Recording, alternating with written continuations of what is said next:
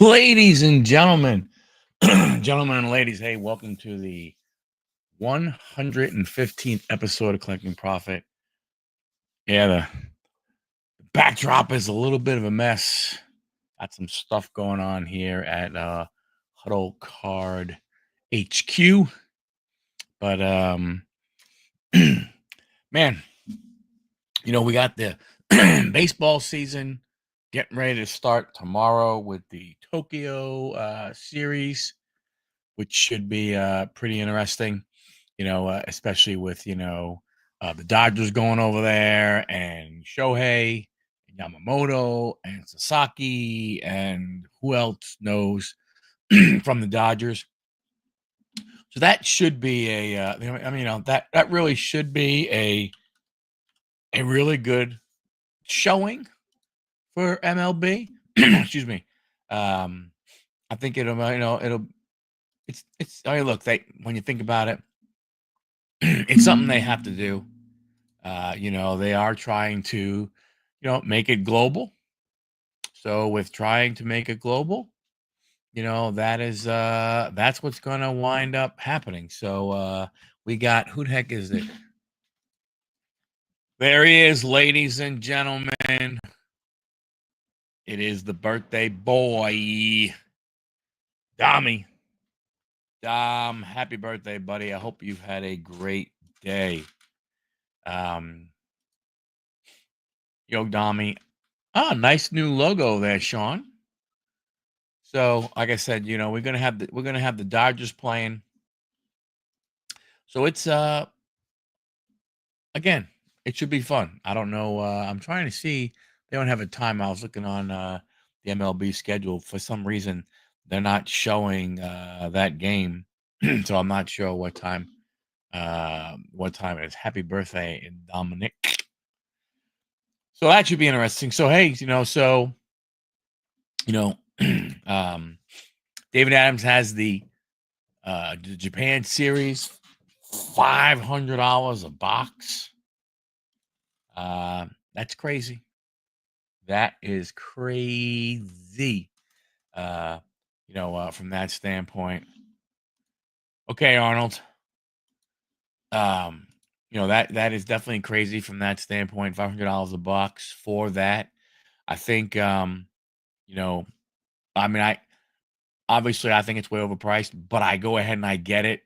I completely understand why they want to do it. Why not take advantage of it, right? I mean, you're going to have a lot of people. Sasaki's probably going to go ahead and pitch. I'm sure they have him on a card. I don't know what the checklist is, but it doesn't make a difference. You figure with Sasaki, with Yamamoto, and with, the 3-time MVP Shohei Ohtani. I think, it made sense for them to come out with this set. And I don't want to say it makes sense for the price to be where the price is, because that's crazy. But I understand why the price is at the price, from that standpoint. I would say if you have any of, if you have any cards, from Top Series 1, any inserts, I don't know if the base would go, but if you have any inserts of Dodgers, if you have, who the heck are they playing? I don't understand why, for the life of me, I cannot remember who they are playing. Anybody know who they're playing? Cubs. So, if you have any, Dodger rookies, if you have any Cub rookies, the game is at 6:10 a.m. That's why it wasn't shown on the schedule. 6:10 a.m. If you want to watch it live. But if you have any Dodgers, you have any Cubs, especially if they have inserts, if anybody has a big game, it might pay to go ahead and throw some cards on the bay, or throw them on Instagram or Twitter, or I should say X, and see if somebody may want to buy them.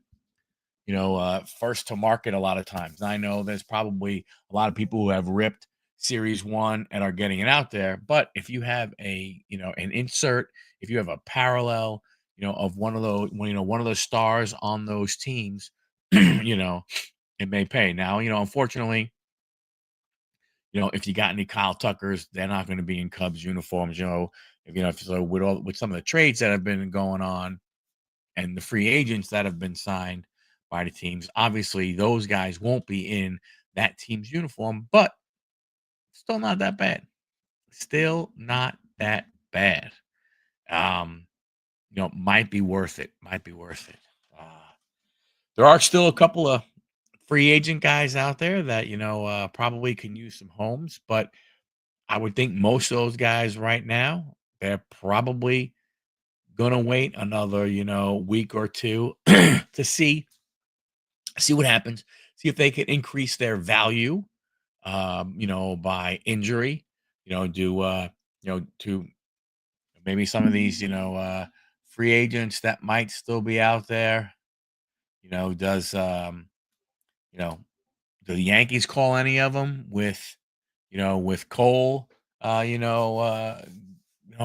down? I don't know. It'll be interesting to see what happens with them. Hey, John, how you doing? How are you doing? So, so I think from that standpoint, there is a possibility of you picking up some stuff. Um, I tell you one surprising move, and I guess I maybe shouldn't be surprised with the Dodgers is the guy they brought off over from the KBO, Kim, uh, Song, maybe Kim. I'm not exactly sure how you say it. They actually sent him down to the minor leagues, and there were a lot of people who thought that he might be a starter. So that was interesting. Um, there's not really a lot of other, another big time stuff that is going on as far as moves go and stuff like that. But I mean, excuse me, we will see. We'll see what happens, as we move forward. But I think again, some of these guys, maybe a Rizzo decides to sign with somebody. Um, I'm not sure. Japan said we based off the Japan. Dom, I'm not 100% sure. I know. Let me see. I know Dave and Adams. I know Dave and Adams had it. Uh, Tokyo series. I mean, it's pretty cool. They have like cherry blossoms. I mean, some of the cards do look cool. And don't forget, you have Shota and Suzuki. So I mean, I get it. There is a whole, I guess, like I said, if you want to call it like a cherry blossom setup. Uh each box contains one serial numbered base card to 199. The complete set. So it's a 25 card set. Uh it's a 25 card base set, 13 Dodgers and 12 Cubs. So it's only 25 cards. They are premium glossy stock. Uh, each base card, I mean, so there's a lot of them because you can get purple to 199. So that's pretty interesting. Yeah, they are pre-order of 499.95. So $495.95. Add a nickel, tax, shipping, 500 bills. 500 bucks for 25 cards. Again, there is a one-on-one dual autograph featuring Shohei Ohtani. There is an autograph on card by Shohei. Um, but there's purple to 199. So already, there's at least 200 boxes of this. There's blue to 150, green to 99, aqua blue to 75, gold foil to 50, orange foil to 25, black foil to 10, red foil to 5, foil factor 1 of 1. So the game is tomorrow. The game is Yeah, the game is tomorrow. It is 6:10 a.m. in the morning. Yeah, so it's crazy. You get one whole numbered card, and the base cards are ugly.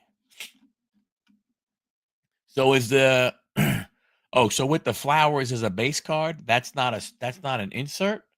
I thought the cards with the flower. Oh wow. I did not realize it. I thought the cards that had the flowers um were were it. So let's see. Yeah, here we go. Let's do some let's share so people can see. So when you're looking at the single cards, that's what you're looking at. Big John, happy birthday. Dominic. I think it's the other way around, buddy. So that's what you're looking at. That that I guess is the base card. I mean, I don't know. I mean, when you buy a box, yeah, you get the complete set plus one serial number. So that's what you get. That's what it looks like. That's the design on the cards. Again, yes. Big John, you finally actually get to say it for Dom this time. He says it for you every time you're on the show. But yeah, this is what you're looking at.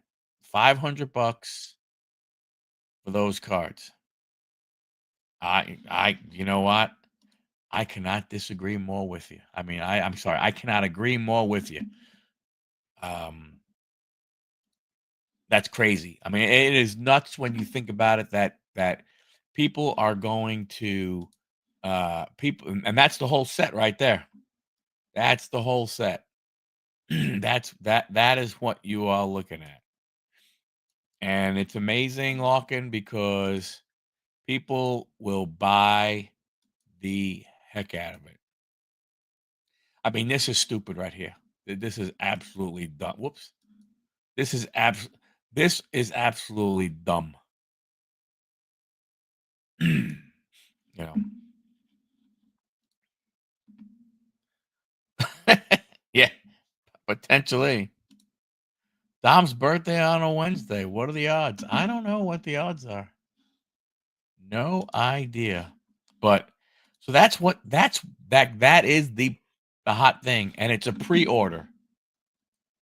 Now, oh sorry, no. Yeah, it's showing that it's in a pre-sale. Why? Why is this a pre-sale? Do you mean to tell me you did not know that you were going to have this? I mean, I don't understand that. That doesn't make sense. Look at that, Big John. You can go ahead and finally say it. So, but hey, but before we go any further, um, in honor of too busy making Stranger Thing cards, true. In honor of my buddy, your buddy's Dom's birthday, um, we're going to do a little opening for Dom. Dom, happy birthday. You're a great member of this card community. And I'd like to I'm going to go ahead and open a box live for you. Big John, it was something that was being discussed last night on your show. But Dom, for you, I got a 2023 WNBA Prism box just for you. Now, you're going to have to trust me, even though the cards may not stay on the screen the whole time. But here you go. Here you go. Right there. So this is your box, Dom. I appreciate you. You're very welcome. Happy birthday. Brandon Cooks to 99. No, just kidding. You got a Brianna Stewart. You got a Tierra McCown. Oh, you got a cracked ice of Kayla McBride. And Sika Kone.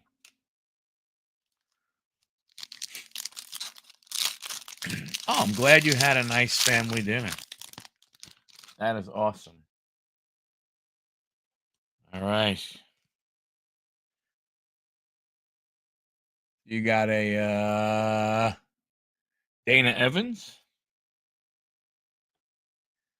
a Lexi Hall. Yeah, I did see that. Yeah, he went ahead and he opened up the. Oh, we got some color. We got a green of Rebecca Allen, and we got Victoria Vivians. Yeah, it was nice. He was moved. What he said was pretty awesome. Um, that when he opened it up and he saw the name, how it brought him back to being 14 years old. That was pretty cool. All right, what do we have here? Bridget Carrollton. A cool card. Taylor Mikesell. We got another cracked ice. Can't read these backwards.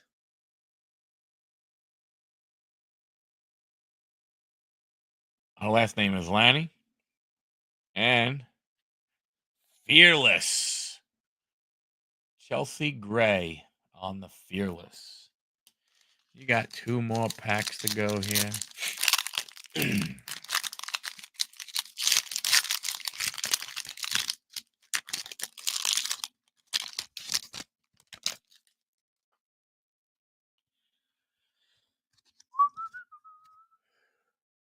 Ooh. Oop. Quigley. And Shannon Johnson.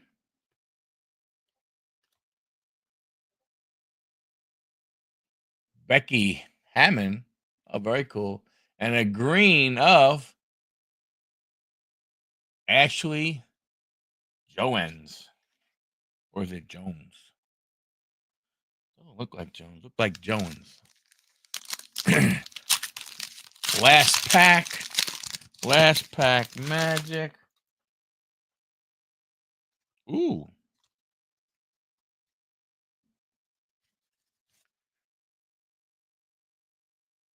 Brianna Jones. Brianna Jones. Taylor Soleil. Ice. Jocelyn Willoughby. And the last card, Sylvia Fowles on the Hyper. I'm sorry, Hype Green. Nice box, Tommy. Nice box. I will. Happy birthday, buddy. I will put those on your stack that I have been putting together for you. So enjoy. Very, very happy for you. Hope you had a great, great day with your family and everything. And I hope it was awesome. You're welcome, buddy. You're welcome. Again, happy birthday to you. So, hey, Shawnee here. So I have a question for you guys. And I know all the moves that were, it is about football. I'm sorry. I know, where we talk a lot more baseball here than we do football, but it's a football thing. Well, but it's not specific to football, but the question comes from football. Dom, you have a hanger with your name on it Friday. Well, I mean, not for nothing, but you know, if the name on it is Friday, how's Dom gonna know it's his? You're very welcome.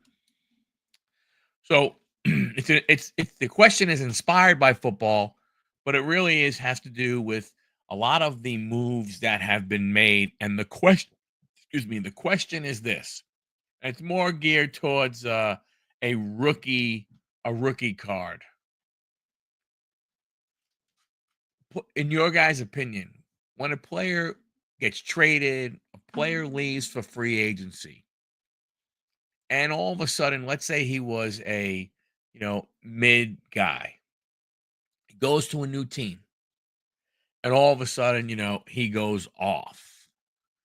Um, do you think his rookie cards with the original team's logo on it, by the team that was drafted him, do you think those will go up in value? Should they go up in value, or do you think they stay the same because the guy was wearing a San Diego Chargers uniform, and now he's wearing a Seattle Seahawks uniform or something, along those lines?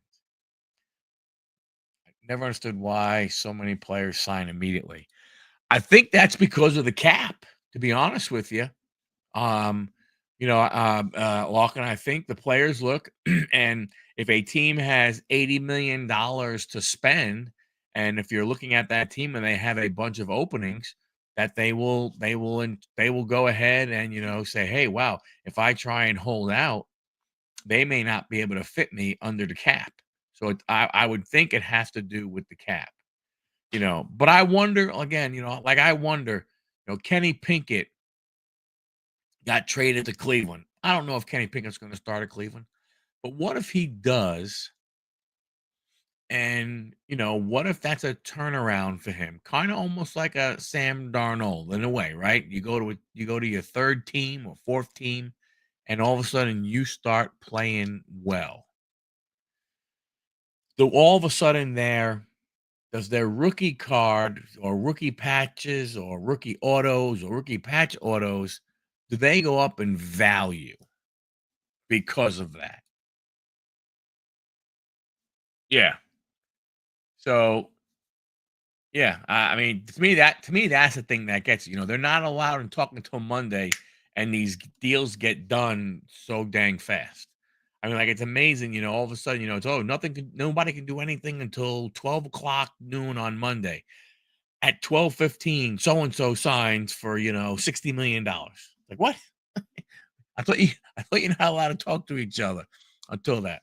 What do they call this? They call this the legal tampering time, which is crazy, you know. But I wonder on some of these players. Yeah, it's legal tampering is what they call it. It's stupid. But I wonder. I mean, you look at a Kenny Pinkett. I mean, hey, look, for my team, although I do not have super high hopes for it, but Justin Fields is going to be with his third team. Um, if he could make it, in New York, and all of a sudden, let's say he's the guy, does that make his rookie cards more valuable? Does it make Kenny Pinkett's more valuable when you think about, from this standpoint now? And that's a little different, if you're talking about some of the older, quarterbacks, Aaron Rodgers, goes to the Steelers and he does well there. Excuse me. Does that make his, value go up for a guy who's a four-time MVP?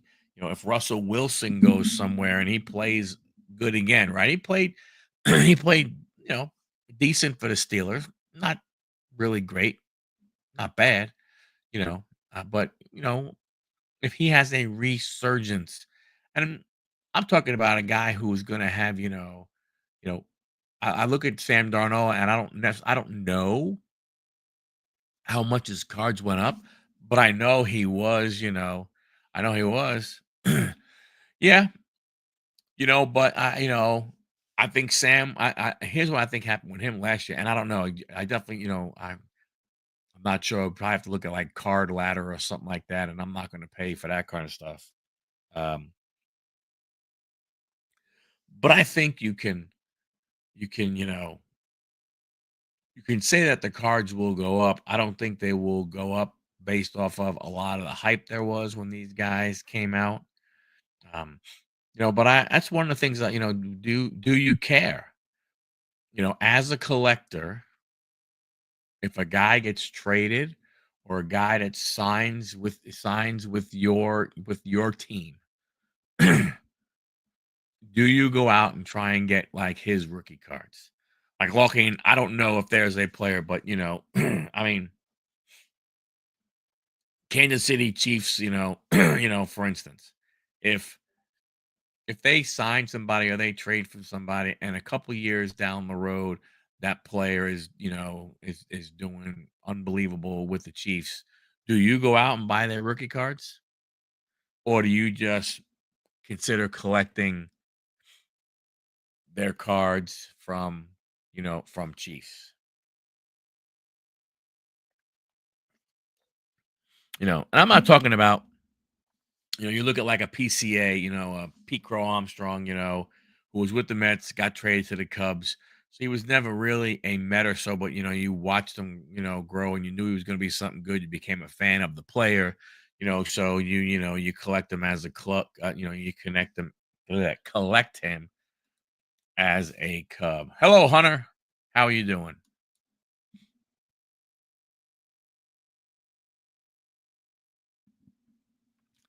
So I don't know, because I know, and the question came to my head because of Justin Fields. Um, you know, do I want to look for some of his cards on the cheap right now? I don't know if they've gone up since he signed with the Jets. There are a crap ton of people who believe that uh, he's going to bring a dimension that the Jets never had. That they're going to figure out that this new coaching staff is going to figure out how to use him. And I go, well, that's pretty good. That's pretty good. But then I say, you know what? What kind of confidence did they have in the guy when they gave him a 2-year deal, and the deal is really front loaded. So they're really paying him for this year. If he doesn't make it, he gone. You know, the whole rock thing. No, because he sucks. you know, it did. I was looking on X, and it's amazing how we as Jet fans are so starved for a, well, I mean, a winning season, a playoff berth, that there are people who believe that him being with Garrett Wilson, back with Garrett Wilson, is going to unlock Justin Fields. So much so, Jeremy Rucker, who's a tight end, is there.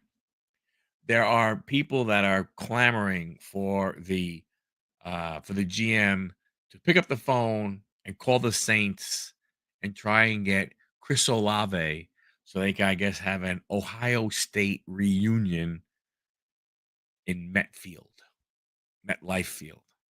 Um, and people go, "Hey, man, he was 4-2, 4-2. Look what he was doing, moving the ball and everything." And I say, "Yes, he was 4-2, and then he got pulled for Russell Wilson." Now, I don't know. Let's see. So this kid who's what, 25, 26 years old, got pulled for a guy who's 10 years older than him. That is very true. That is very true. You know, Mike Tomlin he figures how to win with what he has. You know, he makes, you know, I mean, when you look at what they do, you know, they put guys, you know, in the right position. You know, from that standpoint.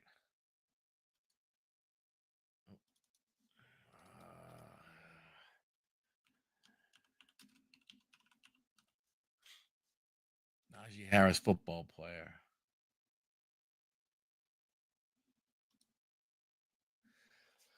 Najee Harris.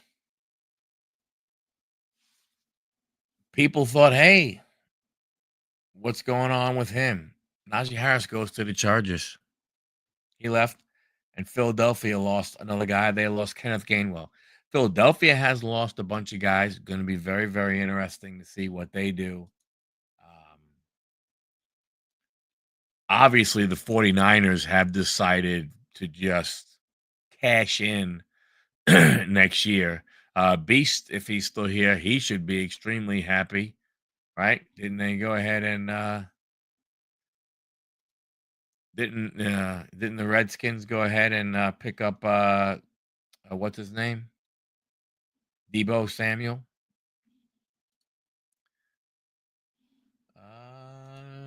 2025 NFL salary cap.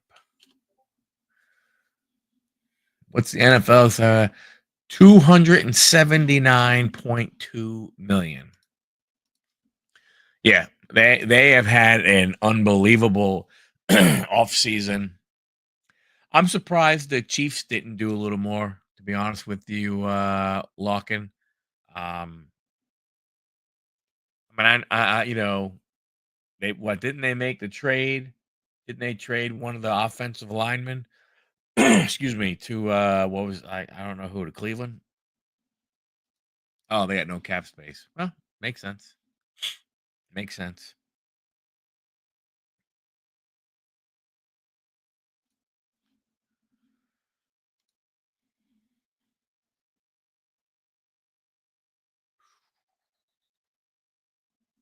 Yeah, I mean, you know, well, you know, you think about it. I guess before the season started, Commanders had 68 million under the cap. The New England Patriots had $113 million under the cap. Chargers 85, Arizona 74. That's the 2025 season. Well, Topps American. We gotta say American football products. Just say football for crying out loud. We know what you're talking about. Um,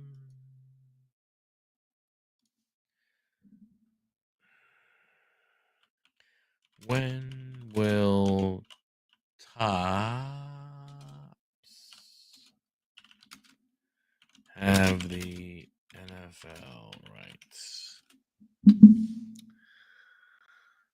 While Topps, now under ownership, has secured NFL, NBA, NFL license of trading cards in 2026, 25, 26, it says Panini remains exclusive holder of the NFL license for now.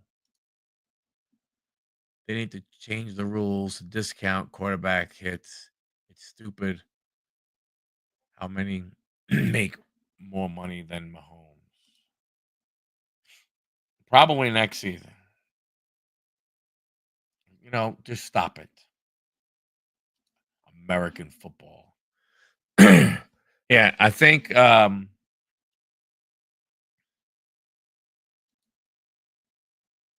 Panini has the rights until 2026. So Topps has been producing, they secured it for trading cards in 2026.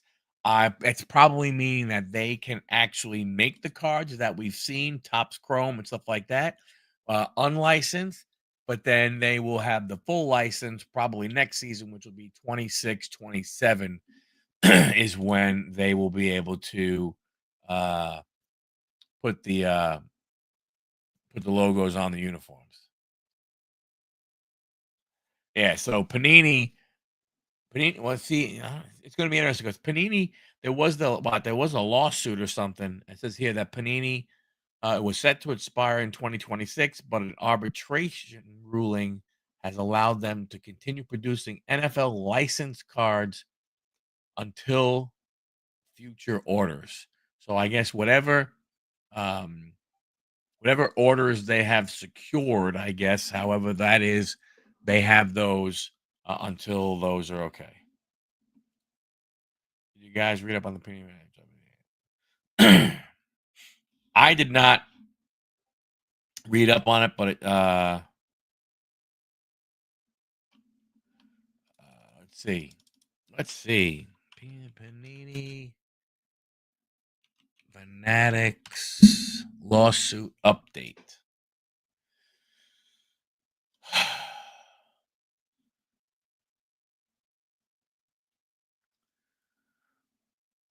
According to the documents, Laura, la la la la blah. It should be discovery.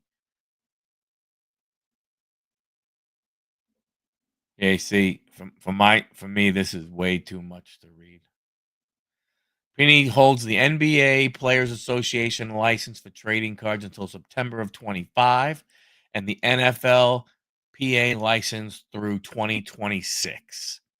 So basically, it sounds as though January 1st of 2027, it would be official for that, and then this September, I guess that would say, I guess this October 1st, it'll move over the top. So it's going to be it's going to be interesting. What's odd is that,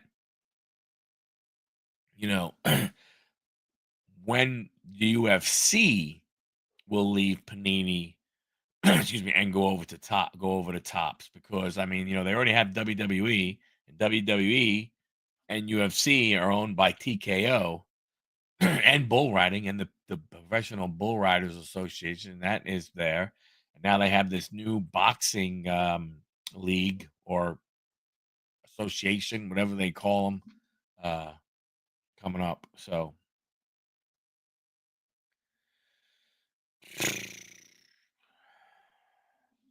yeah, I don't really see anything.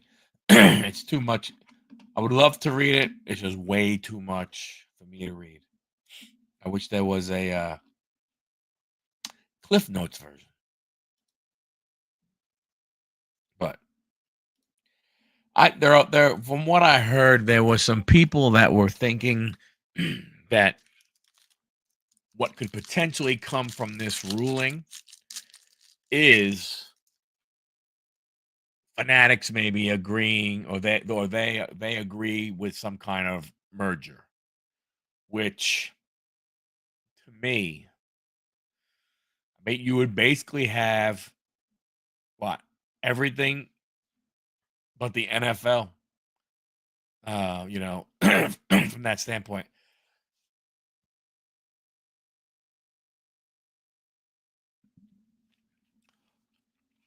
because I think they said that Upper Deck has lost Marvel. So if you go, like, if you like e-cards, um, go to Upper Deck's um, e-pack website, and they have, you can buy the equivalent of a hobby box. It's a digital hobby box, but for like 75% off. Let me see if I can bring that up.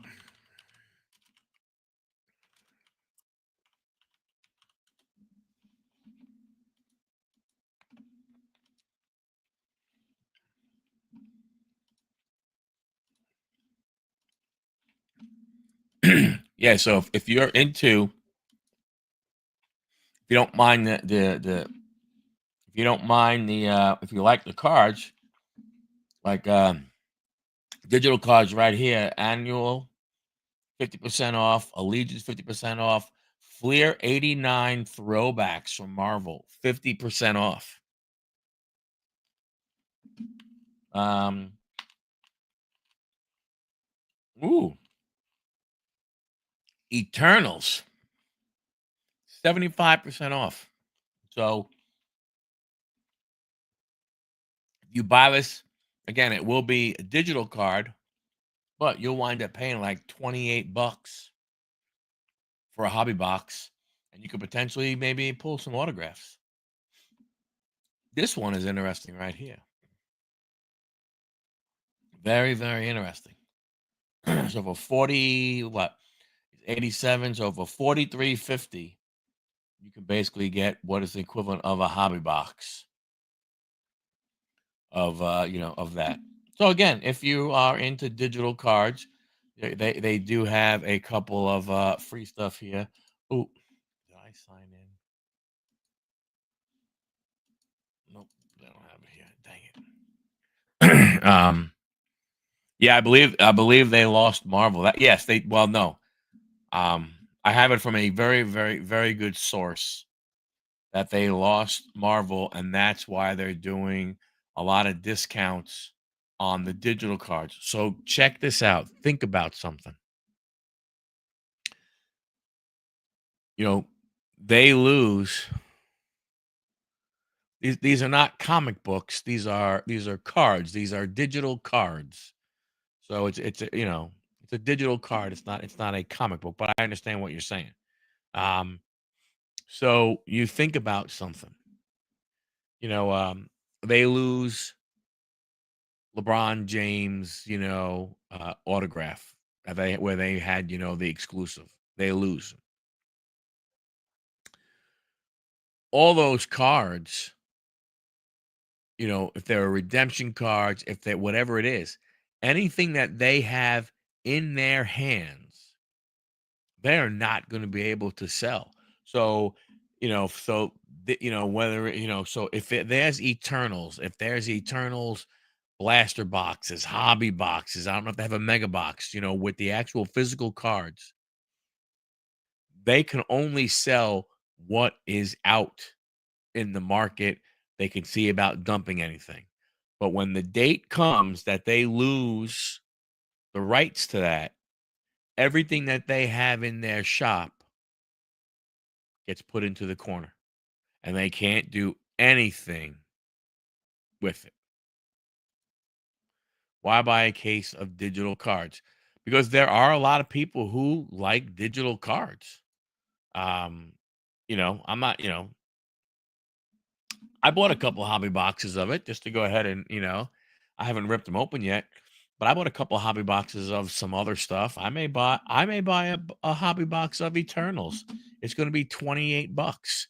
It's going to be the equivalent of, the blaster that I opened up this morning.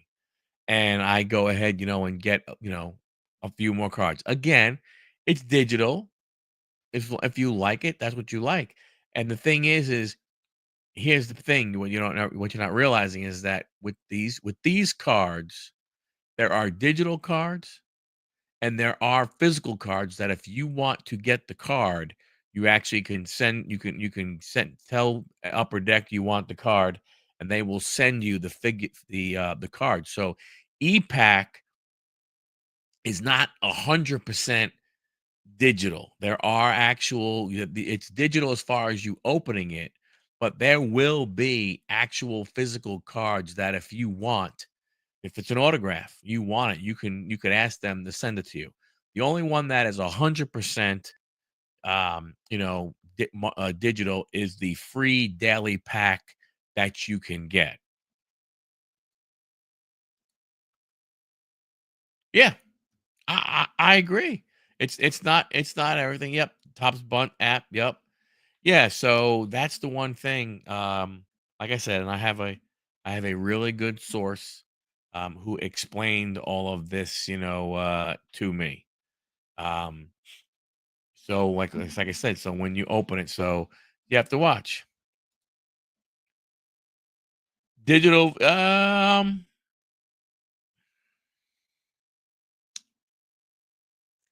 yeah, I guess you could call it a digital version of Tops now, But but the thing is, like I was saying, like with this, certain cards are 100% digital. Certain cards you could actually go ahead and get. If you're a big wrestling fan, it's kind of like the Slam app. That's a digital that's a digital card, digital wrestling card app, which is pretty cool because they have the Tops Now cards as part of that app. Seems pointless unless it's for TCG. Again, yes, don't disagree. But if you open up, the Eternals and you get one of the autographs that you can turn into a real card, it might be worth it. Again, that's it. Slam app is free. You can play games. I mean, you can pay for coins. You can pay for the diamonds or the emeralds, whatever they are. But if you want, you can play games. You can click on how many coins you have, and you can actually play games and wind up, getting cards to then go ahead and buy them. Look, we have somebody join us, Big John. Hey, what's up? They do suck you in. What's going on, everybody? But Big John is he's on the Slam app. Yes, I am. But first, Dami, I hope you enjoy your birthday, man. Hope you have a good one. There you go. There you go. But again, again, it's I don't, I'm not saying I don't look. There's not a market for it per se, as far as value. I mean, I don't know if you can buy anything. I'm not sure what you can buy as far as, hey, if John had a card that I wanted, buy it from him. I think that's that's a little different than what Panini was doing with blockchain and stuff like that. These are just cards you play games to get coins, or stuff like that, and you gain coins, and then you rip packs. I mean, Yeah, but they are on eBay. Like people have the top 7 cards on eBay as digital cards to sell and trade. I guess trade it for you in the game. I guess yeah. I don't know how you say I they guess you actually I got guess it. you would I guess you would agree to buy it, then I would agree to trade it. Then I would trade it to you Mm-hmm. from that standpoint. How about them Cubbies? Go Cubbies! It's gonna be a good year. We'll see how the first game is, and I don't necessarily like this playing in Japan in March. They couldn't play in April when the season starts. Maybe they Two want him to get maybe they want him to get over the jet lag and everything. two real games to come back more to back to spring training. Yeah. So how many? Yeah, I mean, hopefully they take. I mean, hopefully they take it serious. You know what I'm saying? Yeah. That both teams. That I mean, for the Dodgers, let's face it, it's a showcase, right? Mm-hmm. They get to show off, and for the Cubs too. I mean, they got 5 Japanese players at least that are going to be there. I mean, Well, 2 on the Cubs, 3 on the Dodgers. every year I say this on opening day. It's either going to be the greatest season ever, or the Cubs will spend the rest of the year fighting out of the basement of the NL Central. Yankees are crying poor. You got it's crazy how they are what they're crying about. Ryan, how you doing, buddy? You know, so what do you think about the Japan series cards? 25 cards for $500. Yeah, I don't think it's definitely not worth it. It's definitely a singles market. You do get a numbered card. Yeah, it was numbered to $4.99. I just spent $500 to make $3. There's got to be. I was looking at it, and I mean, I don't know how many base they are making, but the highest numbered parallel is to 199. Mm-hmm. But there's like I don't know, 12 parallels. Yeah. You know, so I mean, I don't know. I think I understand why they're doing it. I think it's absolutely crazy, and especially, have you seen the cards? Yeah, I seen them. Yeah, they're like, They're not special. no, no, there's It's nothing special. Again, you buy the 25 card set, and if you definitely get one numbered card. If you're lucky, you could get. I think Shohei has autographs. I think he has a couple of autographs. You know, from that standpoint. but it's just but again, you are tops in every sport are making enough, more than enough cards for you to chase the one athlete. Right? You're just chasing another Tiny Auto in this. Yep. In basketball, as much Wemby we can get you, we're gonna give you so you can chase a Wemby Auto. So it's Yeah. The cherry blossoms from the Topps Japan set are a lot better. You're right. Yeah, but that's just it. So you only get one numbered card per box. It's not like you can get a loaded box where all of a sudden you get a number of numbered cards. You only get one. yeah. So let's say you get a 199 Otani, right? Non-auto. What does that go for? $100 raw, maybe 200 graded. Ooh. It's not like it's a rookie. And what worst case scenario that you get a 199 Cal Tucker card, you get nothing for that. So all right. So the cards you can get. Yep, only one point. Otani hitting, Suzuki, Kershaw, Swanson, Betts, Shota, Blake Snell, Nico, Freeman, Talion, Yamamoto, Hap, Glasnow. Why is Miguel Amaya in this set? Will Smith, Pete Crow, Andy Pages, Kyle Tucker, Tommy Edman, Michael Bush, Tusker Hernandez, Matthew Boyd, Max Muncy, Javier Assad, and Shohei pitching. That's your base set. Your autographs are Otani, Suzuki, how do you say his last name? Showed his last name? Imaga, Yamamoto, Kershaw, Snell, PCA, Kyle Tucker, Michael Bush, and Andy Pages.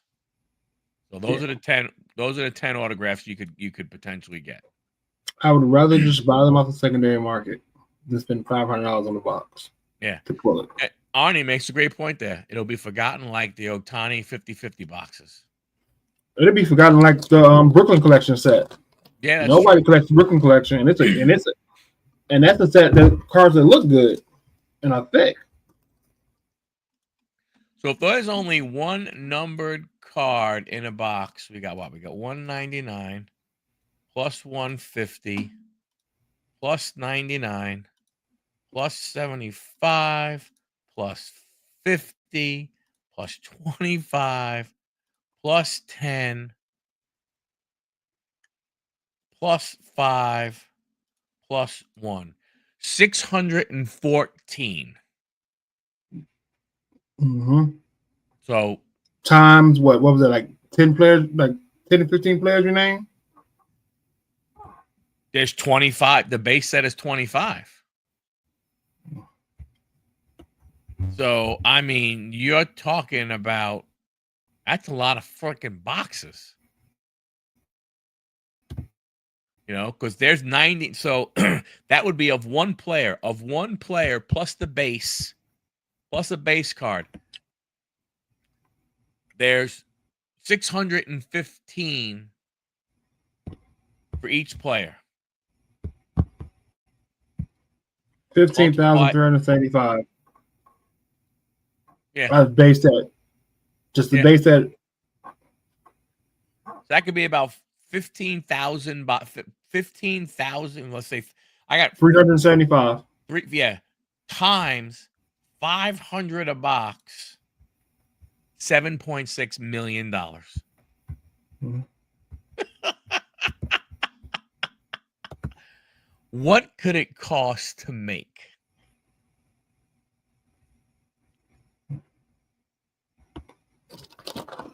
No, it's not. It's not based off of it. I don't know where the pictures are coming. I don't, the action photos like you saw them before. I don't know where. I mean, obviously, they're Early coming spring from training photos. maybe some spring training games. Honestly, the Yamamoto card, Mhm. looks like, um, looks like his base from last year. And the Otani card doesn't look any different. The Shota card looks a little different. Suzuki's, but I mean, again, best case scenario, it's preseason, which it has to be because you figure if you haven't. I'm trying to look like what the um the Blake's it has to be Photoshop too. Has to be Photoshop too. So I don't know. To me, that is crazy. I can't believe it. But yeah, Dom, that obviously it's either a picture from spring training that they're using, or it is a photoshopped one of him from the Angels.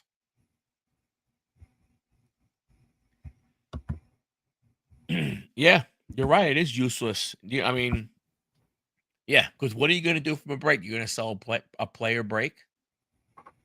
So, you get your hands, if you get your hands on, what, 5 boxes. So you're 2,500 bucks in for 25 cards.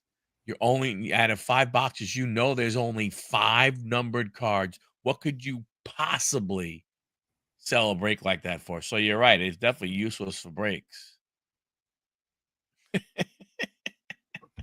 That's true, you can't get the Mets. Yeah, it's an interesting product. It's it's gonna be interesting to see what it looks like on the secondary market. Because again, I mean that's really buying it from David Adams. Why would you open it? If you were to buy that from David Adams, why would you open that product? Because it would have more value sealed than it would open. Way more value sealed.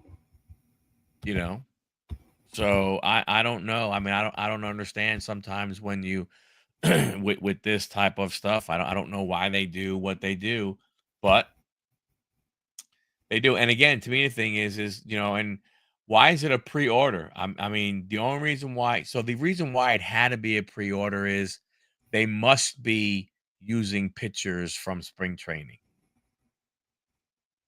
Right? Wouldn't that be the only thing that would make sense? Yeah, that still doesn't make sense in my mind because if you were photoshopping everything, you can it can be ready quicker. Yeah. So it is a pre-order. The estimated ship time is April 11th. So basically, a little less, basically a month after the series, they could have them. Um, I would think if they are putting pictures on the website of what they're going to look like, I would think they can't. I mean, well, they can do whatever the hell they want to do. Maybe they do change it. You know what I'm saying? You know, I don't know. If like I said, the official release date is April 11th. It will see what happens. Yeah, happy birthday, Dommy. Another happy birthday for Dommy. What a beast. I don't know. It's another one of those things, man. I mean, you figure when you put something like this together and you put it at that price, That's a pure money grab, man. That's 10x in the hobby right there.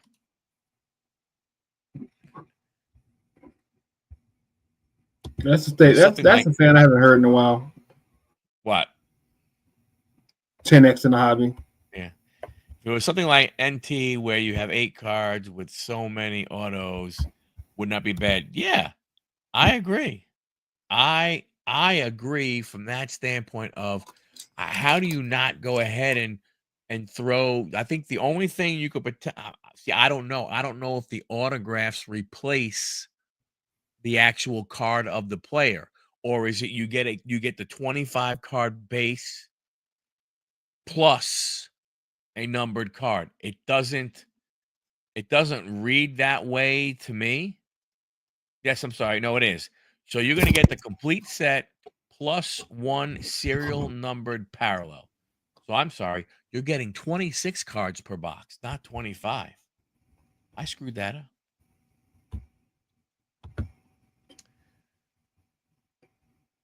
Rookie of the Year, ALNL. Boy, oh boy, oh boy. Whoo!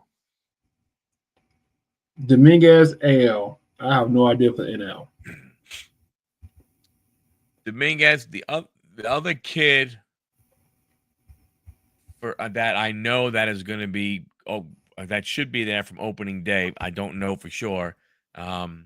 Is Wilson from the A's? Jacob Wilson from the A's and everything. Yeah.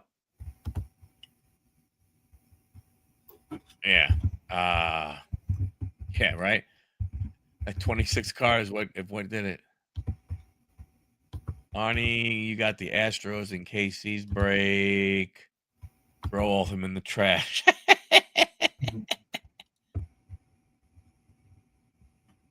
Ronnie, if he plays, I mean, I hate to say it because I think it sucks, but to me, there's 3 guys right now, and the only reason why I'm saying these 3 guys is because I know they're going to, as of right now, everything is leaning towards them making their squads. Would be Woods and Cruz with the Nationals and Sasaki with the Dodgers. Yeah.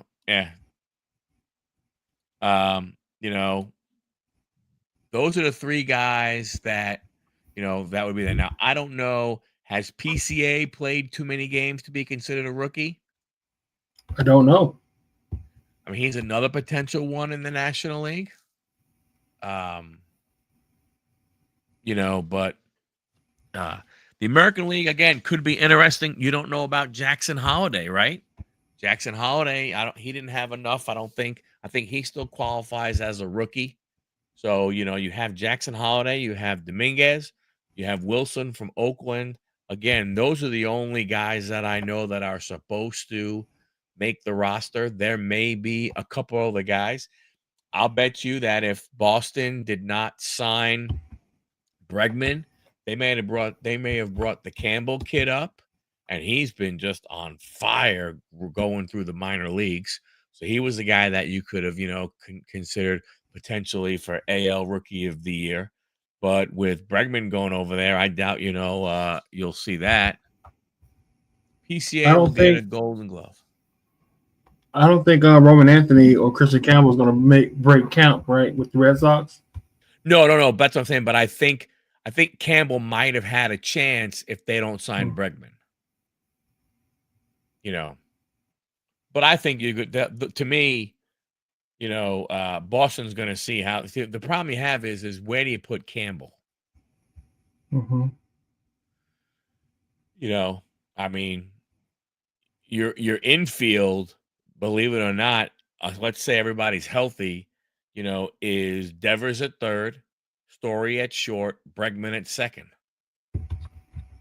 I think Campbell is just, he's really can play those 3 infield positions. So, I mean, unless he's a really good shortstop, which you figure Trevor Story will get hurt at some point, and that'll take him out, but do they Do they keep Campbell down and move Rafaela back to the shortstop because that's what he played a lot last year, and put Anthony out in center field? So they have options. They do have some options and everything. Well, according to Raphael, he played third base. Who? Devers. Yeah. Are you talking about Sedane Rafaela? Yes. Yeah, Sedane Rafaela. He played short, and I think right now they penciled him in at center field, which is interesting that they would move Duran out of center field. Yeah. But I think they're doing that because I think they're moving Duran to left field because I guess they're realizing that Yoshida's probably going to be their full-time, DH. Yeah, they also have Marcelo Mayer. I mean, they have guys that are blocked unless they can get like a guy like Devers to change. They're gonna have. I'm telling you right now, at some point in time this season, there's going to be a talk with Rafael Devers about, hey, dude, you need to become the full-time. You need to take that big poppy role and become a full-time DH, clubhouse leader, or something along those lines, because he's not going anywhere, and I think he has like 10 years left on his contract. So where's he going to go? Story, I'm not sure what Story has left on his contract. Oh, wow. Does he? Yeah. So, and they just now Bregman. I mean, Bregman does have opt-outs, but unless you put up stupid, unless Alex Bregman puts up stupid numbers in Boston, where the hell's who's going to offer him $40 million a year or more? So why would he opt out? Story has 4 years left on his contract. Story does that long? He signed 6 years. Holy crow! He has 4. Devers has 10. Mm-hmm. I mean, if he doesn't opt he has an opt out next year. Oh, Story does? Yeah. But again, he has an opt out after next year. So after the 26th season, Story can opt out. So, but again, he would have to stay. He would have to stay healthy. He would have to stay healthy for 2 years and have 2 monster years for him to go ahead and opt out. So there's a team that has drafted well, but they're in the reality, their GM screwed them by these contracts he's given out. Again, like who's going to take Trevor Story if he can't? This is the old GM, right? This is Dabrowski. Yeah, that's true. That's not the new guy. The new guy didn't sign this deal. That's the new GM. Yeah. So I don't know. I mean, they've drafted well. They've signed some guys. They're a team that has a lot of fielding talent. I don't know what kind of pitching talent they have. I don't think they have much there. But it's going to be very, very interesting. To see what they can do. But as far as Rookie of the Year, again, I think you're looking in the American League, Dominguez, Wilson, and if Holiday can qualify, he potentially can. And in the National League, again, PCA, potentially Sasaki and Woods and Cruz. I really don't know of any, and I mean, Mets, Dom said, Mauricio. I don't know. He has to make the team, and he's gonna have to be the full-time starter, or I don't know. What is he? Maybe, does he come up in June maybe because of an injury and plays the rest of the year and plays lights out? I mean, that's what's gonna take, you know. But It'll be interesting. We'll see who gets hot. yeah, yeah, you know.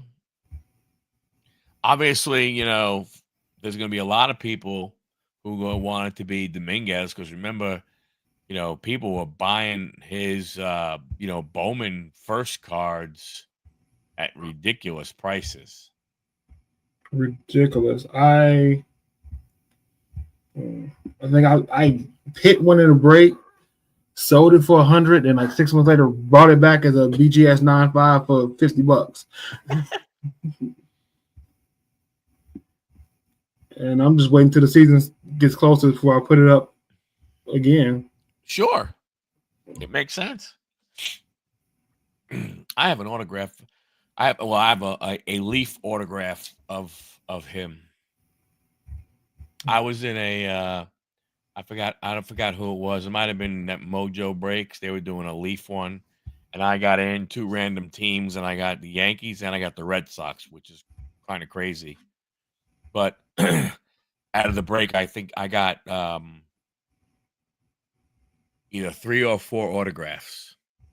I got Dominguez, I got Duran, I think I got York, who's not there anymore. York is with Nick York.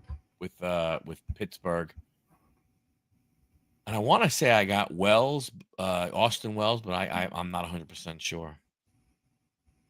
Well, that's the other thing. He needs to stay healthy all year long. He needs to play a little better defense because if you've seen some of the clips of him playing defense, it has not been good.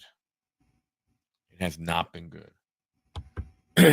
But I mean, look, even though he plays for, the Yankees and everything, just, a kid who has, it's not like a kid that you've heard anything bad about or anything. Just a kid who's had some, bad luck, but we've heard about him forever. I mean, how old is he? 22? Prospect fatigue hit him 2 years ago. You just heard about him since he was like 13, 14 years old. Yeah.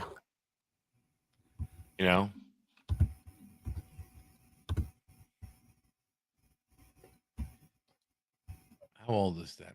How old is that kid?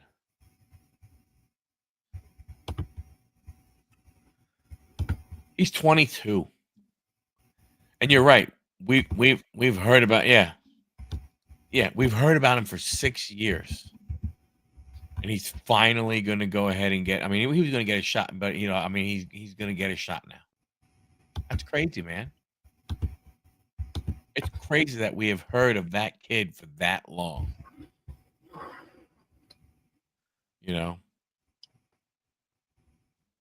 And he's 22 years old, and we've heard about him for 6 years. That's just nuts, man. That's just not. But it's going to be like that, It's there's going to be other guys, I think that's like the thing Soto had going for him. You didn't hear about Soto until he like started in the major leagues. Yeah. That's what's so crazy about about him. And that's why again, he's another one of those guys you sit there and you go, oh my gosh, Juan Soto, man, the guy's been playing forever. He's a 6-year veteran. Yeah. He came to the majors at age 20. He's only 26 years old. I mean, technically, if you look at it, people will say he hasn't hit his prime yet, right? Prime is 27 to 32. Yep. So, I mean, it's crazy. I mean, I think it's, with some of these players, kind of like, Ethan Salas, we hear a lot about him with San Diego. I don't know if he's going to break camp or anything. I haven't heard a lot about Drew Jones. True. Did he even get an invite to spring training this year? I don't think so. Not that I know of. I mean, if you look at spring training stats,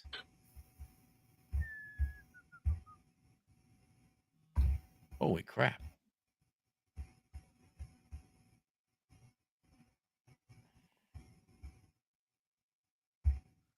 I'm looking at their spring training stats, and I don't see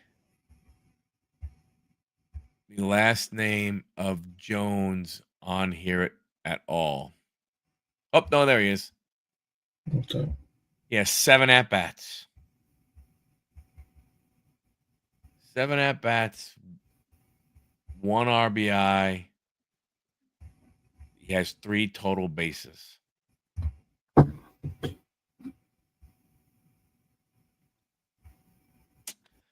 So, but remember the hype on him? Yeah. I mean, what was it? Wasn't it his first Bowman first refractor? Wasn't there like a $250,000 what do you call it? Bounty. Yep. Bounty on it? There See, that's what I'm was. saying. Say that again? There was. Yeah. And that's what I mean. People go, "Oh my gosh, if I hit that card, holy cow, I'd be putting that card away and so on, blah blah blah blah." And I'm like, "Oh hell no! You hit that card, whoever has the bounty, you say, hey, I pulled it on Wednesday. I should be there sometime on Friday. Have the certified cashier's check ready. Mm-hmm. I will hand deliver the card to you." Because that was the one where they also did that other stipulation is that it's $250K, but if you want to hold on to it, it's fine. They'll pay you $1 million for it if he makes the Hall of Fame. Yeah, you just take the $250K and go on your merry way. Go on your merry way. In my opinion. So thank you very much, everybody. Much appreciated. David Adams, thank you very much. You know, like I was the like the guy with the Tom Brady. You know, he went ahead and hit it. He hit it. The guys that hit it were Triple Diamond Sports out of Minnesota. The guy flew up there, and I think they had like a PSA rep meet him there, and they gave the card to PSA, so they go ahead and get graded and then sold on Golden. But it didn't. I don't think it's now. That wasn't the 12 out of 51. You know, where's that card? Here we are. How many years later? You know, has it been hit and someone wants to hold on to it, or is it sitting somewhere? Who knows? You look at as I was saying about Upper Deck. They lost Marvel. So they're trying to sell everything Marvel at a discounted rate that they can to people, because once the date comes, whatever that date is, this is what I was told by a good source, that whatever that date is, let's say that date is November 30th. Mm-hmm. Anything that they have in their warehouse at the end of November 30th, let's say, so starting, December 1st, they don't have the rights anymore, has to get locked up and it just goes in a corner of a warehouse. So you think about it. Think about some of the people who were exclusive signees for Upper Deck, and think about the amount of LeBron autographs that could be somewhere in the corner of a warehouse that will never see the sun, never see any time of day. They will just sit there forever.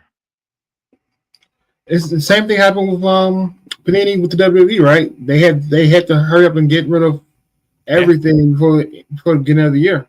Yeah, they had to push everything out. and try and get as much stuff as out because yeah, that's what happens with these companies. Once they lose the license, they can't they can't sell anymore. Anything that they have in the warehouse that they do not have committed to orders basically goes in the back corner. So I don't know. It's going to be it's crazy when you think of that type of stuff. So you think about again, that who was didn't somebody did a video on like, the what the 12 most, I think it was maybe top 12 or top 10 most sought after cards that we've never seen. The Curry rookie, what is it? Is it the black one of one? But whatever the Curry, The Curry rookie, the super factor. yeah, that card has never been pulled. And there are people thinking that, hey, but back at that point in time, nobody knew somebody could have not known what they had, and just it could be in a box somewhere. Um, it could have been Junior could have had it in a box, and Junior's parents moved. Junior didn't realize what he had. He's like, they said, "Come and get your crap," and he said no, and they put that crap in a dumpster somewhere. Mm-hmm. It's in a landfill by now, and it's all it's degraded. It's done. So it's crazy when you think about sports cards market. And you think about a lot of the cards that we have not seen from some of the star players and stuff. And as the license stuff moved has moved. Like I don't know, like we even look at Wemby, right? Like as has all of his big cards been hit? A lot of them have. Yeah. So you I got don't to even figure know. any. There's so much Wimby. I don't even know what's left to be hit. That's true. There was so much out there. I mean, there's another guy who, you know, this injury that he has is not a good one. Yeah, it's not a good one at all. But hopefully, like I said last night, hopefully he can live a healthy life. Well, yeah, yeah, yes. I mean, well, who was it? Was it on your show that somebody said that's what ultimately got Chris Bosh? Yeah, Blood Clots got Chris Bosh, Yeah. but people had stuff similar and came back. Yep. So we'll see. Well, I think you figure, with the amount of money involved with the way things are today, you know, I'm sure, he will be back. I mean, I don't, from that standpoint, you know, I mean, even though, I mean, I would like, I mean, I want to see him come back just from a standpoint, and it has nothing to do with the hobby. It's just from being somebody who likes watching basketball. I mean, he's been around for a while. He's been playing professionally, but you could see that he still has like raw parts of his game, Oh yeah, and it's like, he wants it. right, it's almost like you want to see what happens when a guy like that kind of figures it out and stuff, and then A guy you like know that who wants to smoke too. Like he wants right, all of it. yeah, and then you think about the value of his cards and what could happen with them from a hobby standpoint. I mean, you're talking about you know they go crazy. you know I mean, literally when you think about it, he's like he's like the guy right now who people are like, there's a lot of people hoping with a lot hoping and praying, that he comes back, because there are a lot of people who invested in that kid. I'm talking about hobby people. I'm not talking about fans. I'm talking about the investor people in the hobby who purchase his cards, looking to make a boatload of money as he becomes multiple all stars, MVPs, potentially leading the freaking Spurs back. But think about it. Speaking of the flipping Spurs,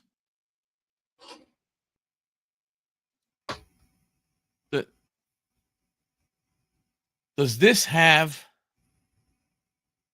David Robinson, Tim Duncan written all over it? Written all over it. I mean, they could mess around and get a top 3-4 pick and have Stephen Castle, Wemby, and a combination of Cooper Flag or Ace Bailey next to him with Fox for the next 6 years together. Yeah. And that's crazy. Exactly. But to the people who invested, people who spent that type of money investing and flipping Wemby, I don't feel bad for them one bit. Oh no! Because they either made a lot of money, or they already had a lot of money, right? So I don't feel bad for anybody that was prospecting and flipping Wemby. I feel bad for the fans of the Spurs who want to hold and collect his cards. Mm-hmm. But I don't feel bad for anybody that was flipping or investing in it because you knew the risk, one, and you knew where the market was now. Yep. So, yeah. What the old saying goes, I'll give you $1 a day for two tomorrow. Sometimes you never see that two tomorrow. You should take that $1 today. You got it right. So right now, there are 7 teams with a worse record than the Spurs. With like 20 games to go. Mm-hmm. Yeah. Now,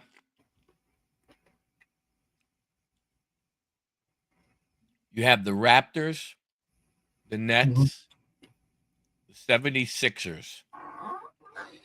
Those three all have wins in the 20s. And the Spurs have 27. Mm-hmm. Portland has 28. The Bulls have 27. The Miami Heat have 29. So I don't know how that works with the play-in, with the lottery, or with the no, that's the 7 teams with a worse record. All of them are outside of the play-in. Yeah, the Bulls, who have the same record, basically are in the play-in right now at spot number 10, and they have a 4-game lead over Toronto. I want them to get rid of the play-in. I don't like it. It's pointless. I can win 30 games and still have a chance to be in playoffs. That's crap. That's mediocrity. Mm-hmm. That's participation trophy, man. Mm-hmm. That is a participation trophy. So I don't know. I think they have. I know we were talking about WNBA and NBA and stuff like that, and Did you understand what I was getting at about WNBA, and just they don't have anybody to take care of the business from the smallest point to the big stuff, and that's my problem with it. Yeah, no, I understand that from a player perspective and stuff like that. I mean, I get that. You're right. If they're a professional league, I mean, they shouldn't be sharing the plane with the family going on vacation to, LA to go to Disneyland. Right. Right. So I mean, I get all of that part. I just don't. I think, unfortunately, you have a lot of people who don't find the game exciting because of the NBA. Now, I know, and you need to go ahead and separate. You can't look at it the two as the same. But I think people just think basketball and they go, wow. I rather watch people do things that I know I will never be able to do on a basketball court. And I think there are some people out there who look and they go, well, shit, I could miss as many layup chances as Angel Reese is, Mhm. and she's a professional getting paid, and people go, I do for as much I'll say this. pureness is to the game because they don't have the same they can't jump 12 feet in the air like the guys and everything. So for the more pureness of the game, like you were saying, I go ahead and I get it, but it's just not a it's not a clean game. Even though it's pure, you still see a lot of you still Sloppiness, see a yeah. lot of errors and stuff like that. The NBA, so I mean, the NBA is almost unwatchable from night to night basis until this time of year, Yep. where things are interesting, right? Yes. But when you talk about there's a skill level difference, and I'm first to say, right, you can't have as a league, as a professional basketball player, you can't have as many missed wide open layups. The last year I watched a lot of WBA games, not just highlights, like watching quarters at a time games, and you can, and no matter who the player was, even Caitlin Clark, they can't come on a fast break and full speed hit a layup. Right. Right. That's not just an Angel Reese problem. That was a Diana Taurasi problem. That was a Sue Bird problem. That was a Sabrina Ionescu problem. That was a big name to the little name problem. And like hitting those layups in transition like that, that brings your scoring up another 10 to 20 points. Yep. Right. And it makes the game more exciting because you don't have that. How did you miss that? You looking at it like, how did you miss a wide open layup going like you had time to slow down and step into it? Like just how? And you Angel have Reese's rebound merchant is a whole other subject. But the funny, and you've been playing the game so long. Yeah. You've come up through college. You played AAU. You played high school. Well, I don't know. Did I have AAU for women? They have AAU for women. Okay, so you played, high school or AAU. You play college. You're not stepping on the court for the first time. You probably played basketball for what, at least a dozen years. Yeah, but a lot of that, like, are you getting? What do your practice look like? Are you getting the best coaches possible? Why are the best coaches in college? Right? Why can't you lure a Kim Mulkey, a Don Staley from college to the pros?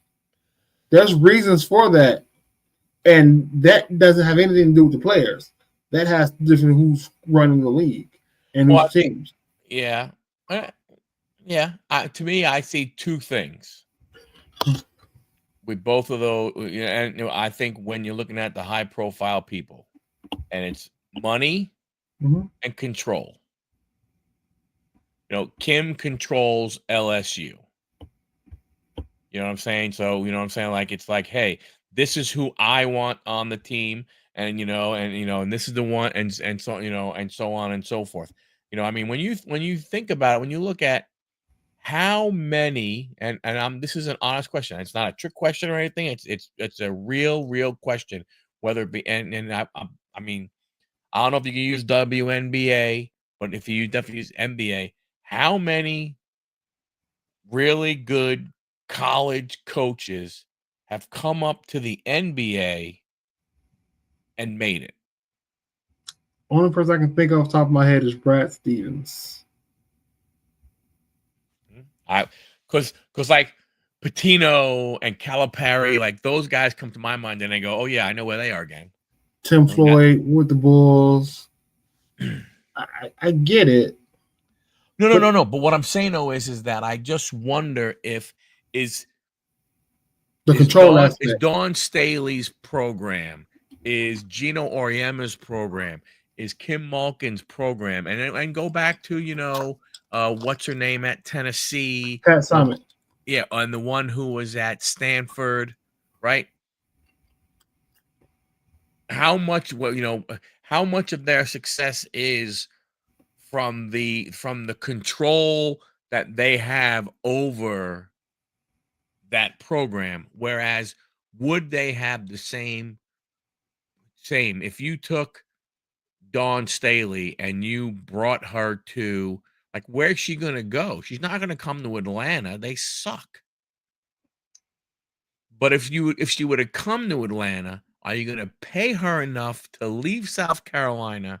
And are you gonna give her the control that she's probably gonna want One-on-one. or need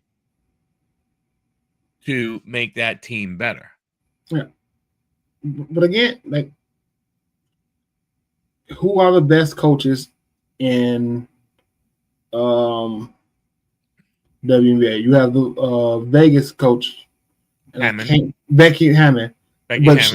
She spent what, 5 years in San Antonio on the bench as an assistant. Yep. Right. I think they had one point they had Derek Fisher as a coach down there. I just don't know from this is how we're gonna from a team standpoint. The plan, like, I know I have firsthand knowledge of what the Connecticut Sun lay out, what they're going to do for a year, right? Their rule book is about. You can't see this. No. Yeah. Their rule book is about this thick. Wow. For their team, right? Mm-hmm. And just their rule book is this thick. To let you know, this is why they've been as successful as they were from it with what they had before they just blew it all up for whatever reason, right?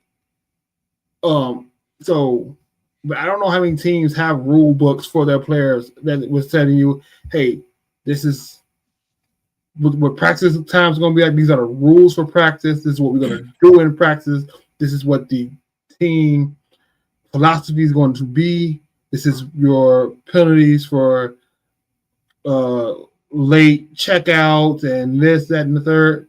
Like, having a book that thick to read through going into training camp, or what's just, and it's not all rules. It's, hey, this is our philosophy, right? This is how we're going to defend. This is our offense philosophy. This is what we're going to practice day in and day out. Mm-hmm.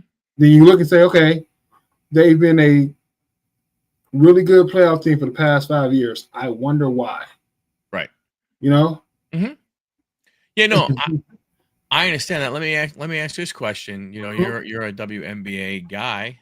You watch a lot and everything. Do you think if some of the teams try to take the NBA's thought of creating super teams, how that could affect the league? I mean, look, that's what the Liberty did, right? They brought in Jonquel and Jonquel. They brought in Brianna. That they had a couple other pieces and everything, and you wonder, is that a potential to hurt the league if the players there try and do the same thing? No, because they've done it before. They've done that with the Sparks. Back when they had Lisa Leslie, they've done it with Liberty when they had Rebecca Lobo, right? This is that super teams can work, but we just don't know they're super teams because we don't know the players, right? We don't know the players. We don't know what time they play, what channel they play on, what arena they play in. The public doesn't know these things, and like, it's just simple things from a business standpoint that, hey, Huddle, I got you to the Atlanta game today. Some point, somehow, you got free tickets to your job, free tickets or whatever. I got you to the game. Mm-hmm. How do I make that game experience incredible for you, that you want to go home and see me and see us play on TV, whether we win or lose, right? But even if you had a great experience, you go home and you want to watch, I want to see the game. Oh, I don't even know when they play. Oh, I don't even know what channel they play on. How can I even watch? I had a good. They lost, but the game was good. I enjoyed myself. It was a good time. I want to support.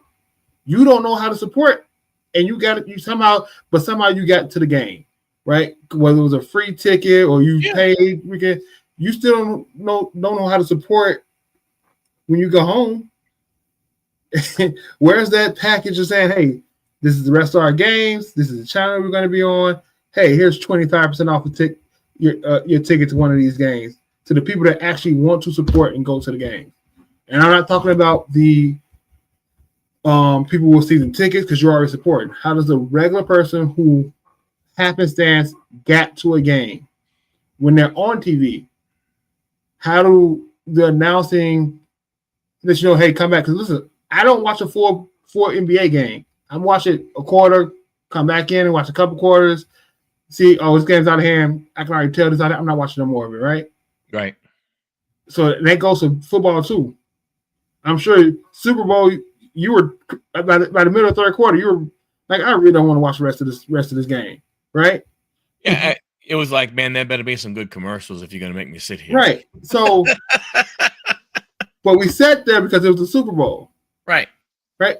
But if you watch anybody that watched the WNBA finals, those were exciting games. Right. But there was no mention of, hey, we'll be back. Next season starts this day, right? Or the draft is this day. And everything with the WNBA is so compact. You get the end of the season, couple months, then as soon as the March Madness is over with, 2 weeks is the draft after March Madness ends. Then the season starts a month after that. Yes, that's why Caitlin Clark didn't mind playing in the not playing in the Olympics, because she was tired. Right? She went from March Madness, drafted in WNBA season. Oh wow! So when this is the longest time without WNBA is when the season ends until the end of March Madness. This is when they tend to go overseas. They have kids and all the other stuff. Yeah, so, I mean, I guess they probably need to figure out a way to get some more momentum from March Madness and figure out a way to carry that over into the draft and like that. I mean, I get what you're saying.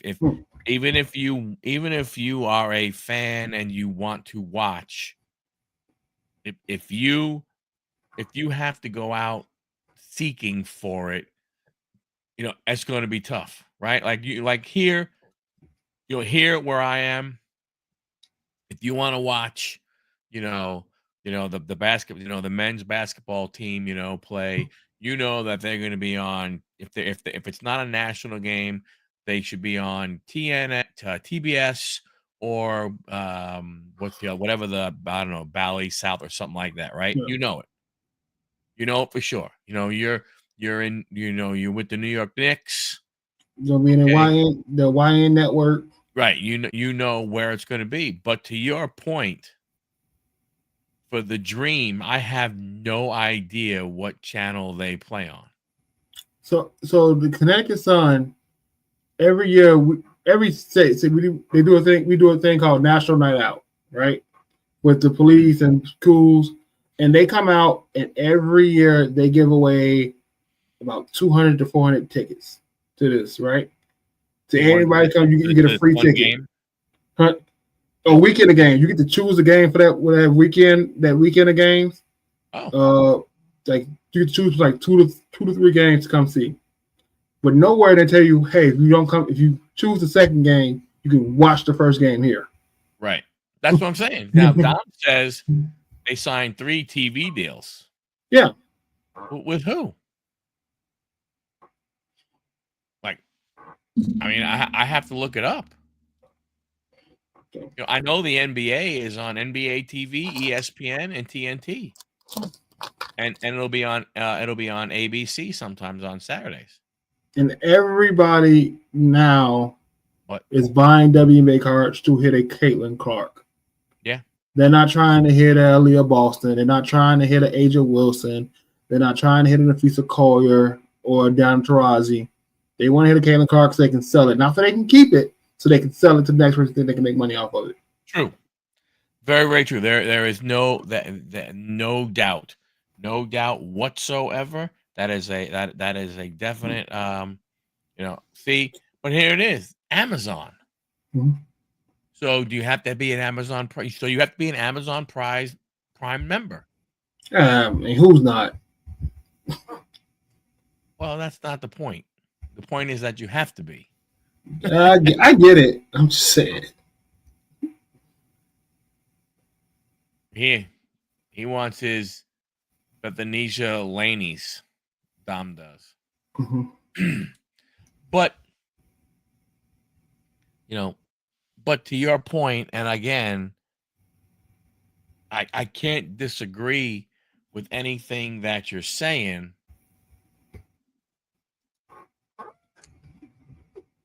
But with all that, I agree. The play on the court has to be better. I agree with you on that. Right? What? I agree with you. The play on the court has to be better. Yeah. Because you get me to tune in, I need to be invested and want to watch again. So it all works hand in hand. And they need a better commissioner.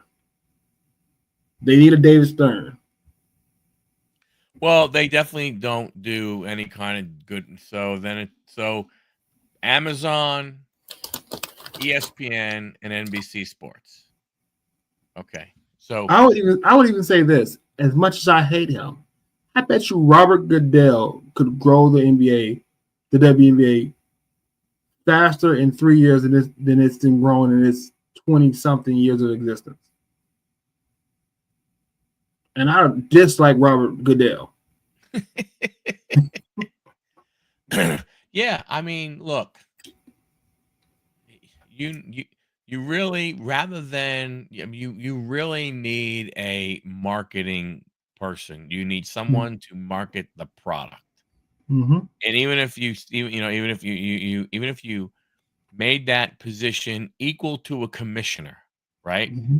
But you kept it separate and said, your job, what you need to lead us to is marketing this product. Because when you look at it right now, you've started a trajectory up with Caitlin. Mm-hmm. This coming year, you're gonna get what? We're gonna get Juju. Paige Beckers. Will you get Juju or no? No, you get Juju in 2 years. You get Paige. Okay, so you get Paige this year, and what about the? I don't know, the girl who was with LSU and left, the one with the braids. She was at Louisville. The little Van Left, Haley Van Left. Right, you get her too. You get her too this year. You get her this year too. But I'm saying, would she be a draw? She'd be a Kate Martin level draw. Okay. Because she can, when she's balling, she's good to watch. Yeah. But you see that in the Olympics, she got cooked. Them first couple of 3-on-3 games, she was getting cooked. Yeah. And she was basically the star of the team, and she was getting cooked. Yeah. So, but she has a good personality. She's likable, like a Kate. You didn't know who Kate Martin was until she got away from Caitlin Clark. And on that Vegas team, she was very likable. The relationship, like the players themselves, through their social media, through their camaraderie, they're likable people, right? And I'm not talking about looks. Like you can tell they enjoy being teammates. They enjoy the game, and then the drama. When there's drama, it's juicy drama. It's WWE level drama. When there's drama in between, like the whole thing with the Storm last year with their star player and freaking Skylar Diggins, and accusing Skylar Diggins of title telling to the coaches and stuff, and she's president and all that stuff. Like the drama gets good for us WWE fans. Like, oh, this is juicy. Yeah, I mean, I think, it's I mean, you look at the NBA, you look at the last couple of drafts, you compare it. Let's look at the last, 3 or 4 drafts. This last draft, Garbage. the one before that, you really had one Yeah, guy, Wemby. Wemby, right? Yeah, Wemby, and then what? Brandon Miller. But Both hurt. hype, but nothing really major yet from him. He's hurt. He got hurt this year. So And then you go back the year after that, I'm not even sure. you have Scoot Henderson. Okay. So look at that 3-year No, period. no, was that last year? Scoot. No, Yeah, actually, no. Scoot was last year. last year because it was like him, Yes. Before Miller, that and Wemby were like was. considered the big 3 picks. But Mm-hmm. what I'm saying is that look, we don't even remember 3 years ago. We remember Wemby, and we know the kid, not Star, the other kid that the Georgia team took. Russia's year. Yeah. Yeah. And you think about where they were Mhm. in the college realm of that age Oh, bracket. 3 years ago was Paolo Banchero. Okay, well, that's a good one. Then the metal ball 4 years. You gotta warn me. You're gonna be testing you're gonna put me to the test of my knowledge and stuff. But what I'm saying though is now look what you have. You have Caitlin Clark, you have Paige, you have Juju. I'm not sure what else there is in college right now. You have one person in reality that you are hoping to go ahead and that can draw people in that may not be watching, right? Because there may be Page fans who, they really only watch Connecticut and they really didn't ever watch the WNBA. So now you're trying to grab her fans and bring them with her there. You're trying to bring, then the year after that, you're trying to grab Juju's fans and bring them with her. That's hard to sustain. Yeah. If they had a David Stern level commissioner, the Sparks would have had the first pick this year and not Dallas. You'd have sent Page to the Sparks, right? Or you would have sent it to Connecticut. Now you wouldn't send to Connecticut. Connecticut is probably moving to Boston within the next 3 years. Yeah, but that area up there, which stores Connecticut, and Paige being from that area, she would have sucked in that whole New England, New York part. I mean, we gonna follow her regardless.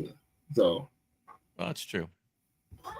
The way they blew that team up is like Indiana got the former coach of the Sun and one of their star players, and they got better. Like they are legitimate title contenders. Oh yeah. Well, I mean, eventually, you have to have the players, but you definitely have to have the coach also. You have to have the coach who is disciplined enough to put in a system and say, here's the system we're following, and here's what's gonna work. To your point, they're not getting, they might not be getting the best coaches, but again, why? They can't. I mean, they can't pay. It's not. You could take a John Calipari from Arkansas. No. Not where was he when he went to Brooklyn? Was he from UMass there, or was he UMass? Yeah, right. You could take him from there, build something up, and bring him over bring him over to the Brooklyn Nets because you think, oh my God, look what he did with that program, look what he did with that coaching. But you can do that because they can say, hey, John, here's $50 million. Here's $30 million. You can't do that to Mulkey. You can't do that to Staley. Like, that's what it's going to take to get the good coaches. So unless you're going to allow, unless you're going to allow the owners, if the owners are going to be willing to pay, which, I mean, WNBA, if they make money, they don't make a lot in the grand scheme of things. So how do you get those good coaches? You got to hope that you can get, let's say, like if you're looking from college, you're probably talking about a notch below the upper coaches. Maybe you could get some of the really good mid-major coaches to become a professional coach. That's really what you're hoping for. And I don't know. I think there's whether they're good reasons or bad reasons or whatever.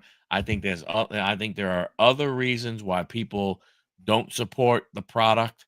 I think, and honestly, I think it just has more to do, and when it boils down to a sports fan will watch anything. Look, they have freaking cornhole on ESPN. Yeah. You know what I'm saying? A sports fan will watch anything. Why aren't sports fans watching the WNBA? Billion dollar question there. Yeah. All right. You want to talk WWE? Yeah. How you liking the road to WrestleMania so far? You're driving down, you bored, you sleep? Nah, man, I'm loving it. I can't wait to see what these next few weeks go ahead and bring us. There are a couple of things I don't like. What you got? What you don't like? Well, number one, two things I don't like, and they're both the same thing, is the potential of 2 triple threat matches. I'm not a fan of triple threat matches. I'm not a fan, especially of title matches that can be triple threat. And I think that's where we could be going with Io, Rhea, and Bianca. And I think that's where we can be going with Seth, CM Punk, and Roman Reigns.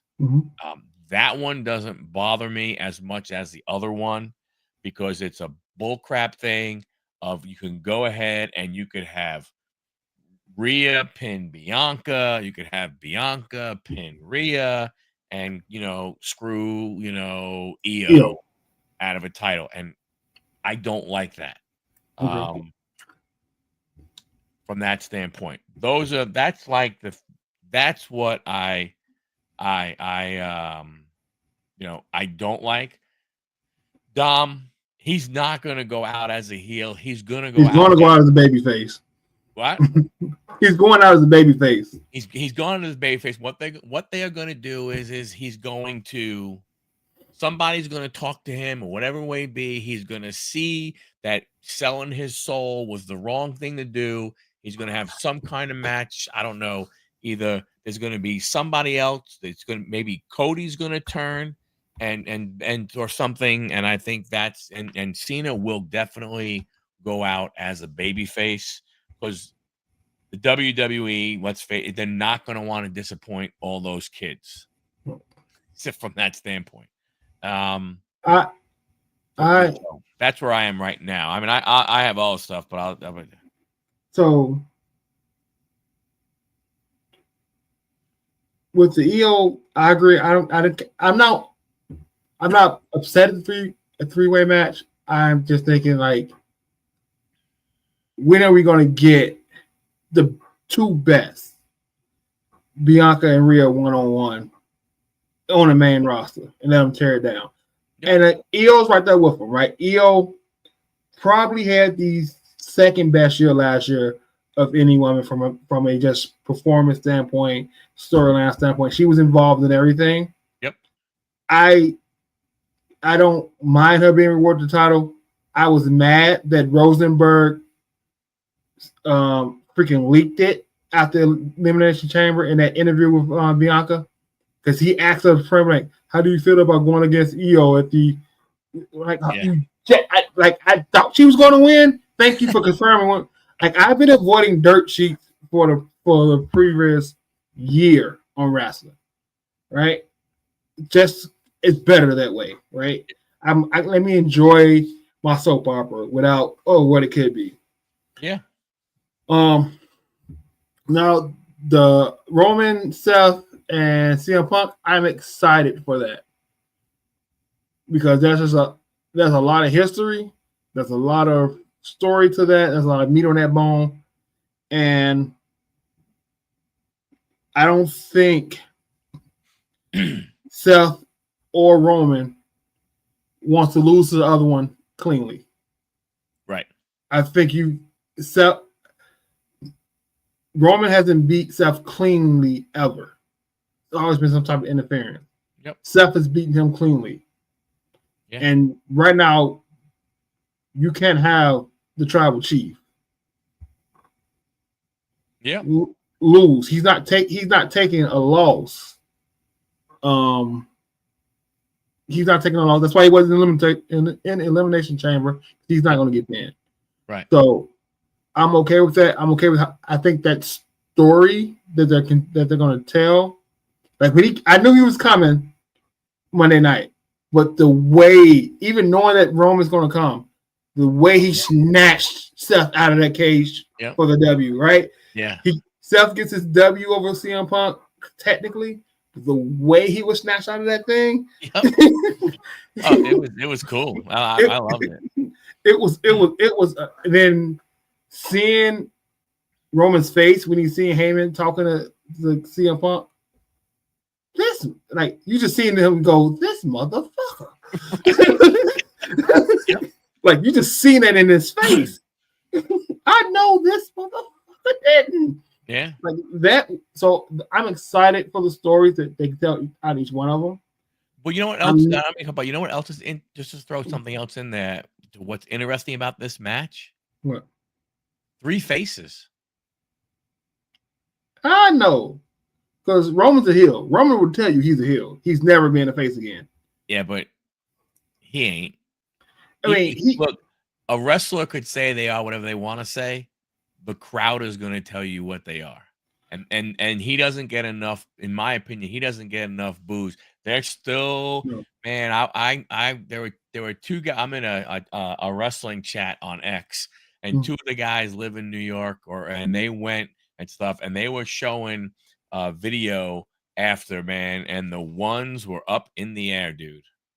I think he's in that stone cold air where no matter how he's presented, he's not a face, he's not a heel, he's just him. He's just character. Yeah. And while Seth may be a face, in this story, he's going to be the heel because of all the backstory, right? Yeah. And he's another one. His character is what he is. However he chooses to be for his character, face, whether he thinks he's doing for the righteous reason or not, the hatred between him and Roman Reigns is going to make him the heel as well. And CM Punk is the only true face because right now everybody's still happy to have CM Punk back. Right. He's only, so I think you have 2 tweeners versus a true face. Yep. Yeah. I tell you what, I'm not happy with. What? LA Knight winning the championship. Yeah, I was very surprised by that. I don't understand why. I don't understand why you do that. That definitely surprised me. You know, yeah. I mean, I don't get it. Like, why are you building? LA Knight is one of those guys right now. He doesn't need a belt on him. Like, he doesn't need a belt to go ahead and get the massive pops. He doesn't need the mid-card belt at that. True. Right. And it's like you bring Shinsuke back and you're starting to build him up. So what do? You make him this dark character, and then where are the Wyatts? Where are the Wyatt Six? Where are they at? Yeah, I don't know. What I find, there's a couple of things that I also find interesting. You know, you realize, there are 11 belts Mm-hmm. So if they are going to put all of those belts on the line, which I don't know if they are, I don't know, and you throw in the Roman match, that match, that's 12 matches already. They're 2 nights, building 14 up. matches. What? I think you have 2 nights, total of 14 matches. Yeah. So that probably brings on Drew and Priest. Yeah. And then something else is going to come about. I don't know. I think it's going to be interesting the way they set up the card. I think you will find out what they're going to do with Jay and Gunther, depending on where that is on the card.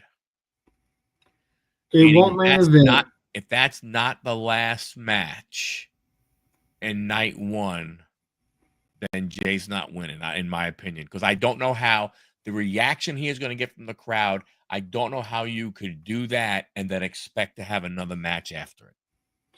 I think Jay wins. You still, if the match after is Roman Punk Seth, you're gonna have a 5 to 15-minute video package in between him winning and the main event.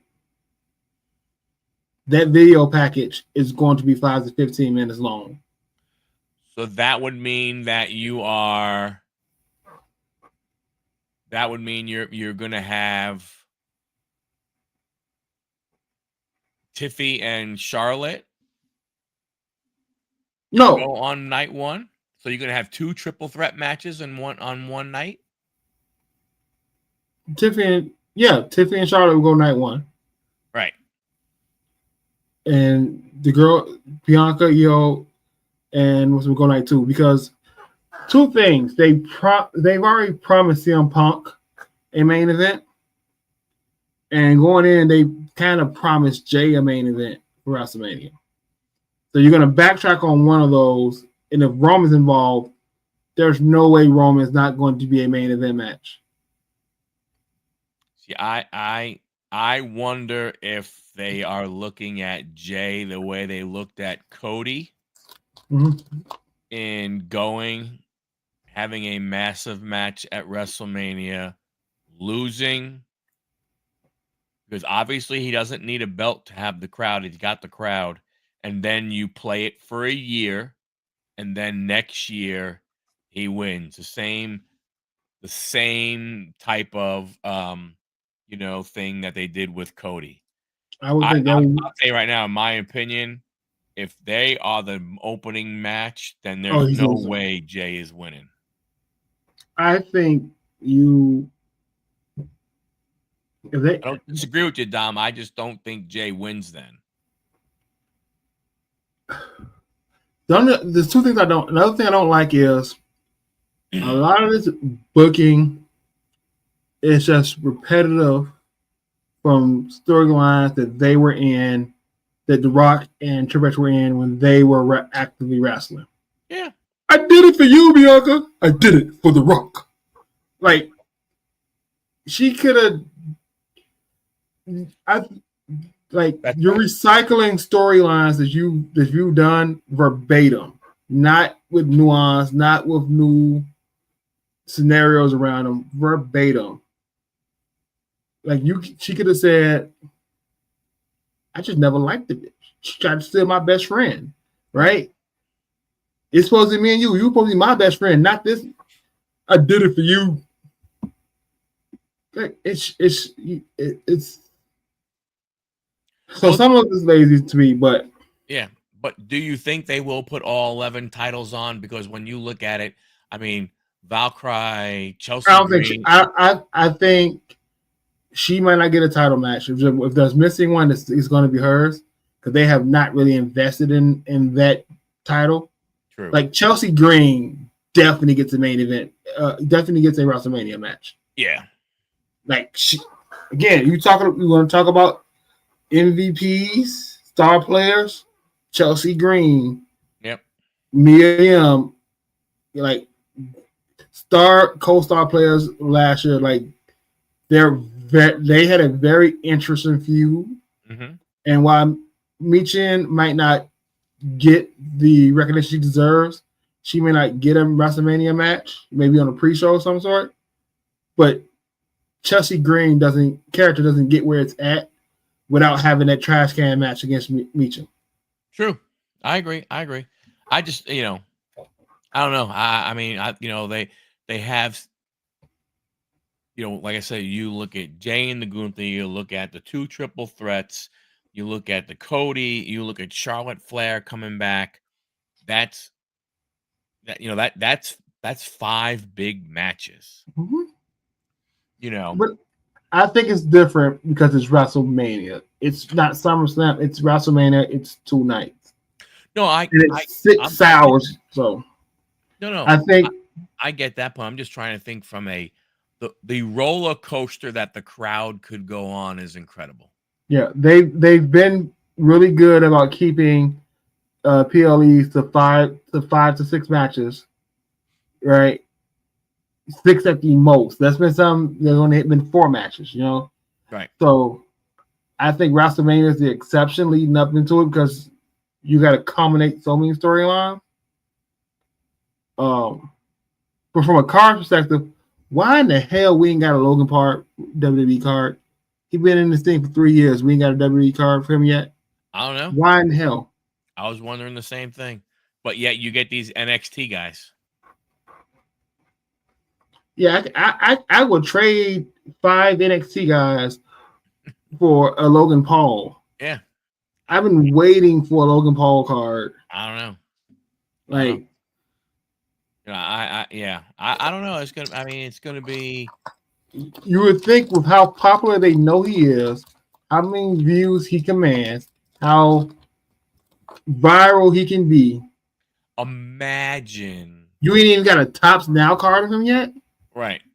Imagine, imagine him in product, what his fans, what outside of his wrestling fans, his podcast fans, all the other fans that he has and everything from that standpoint.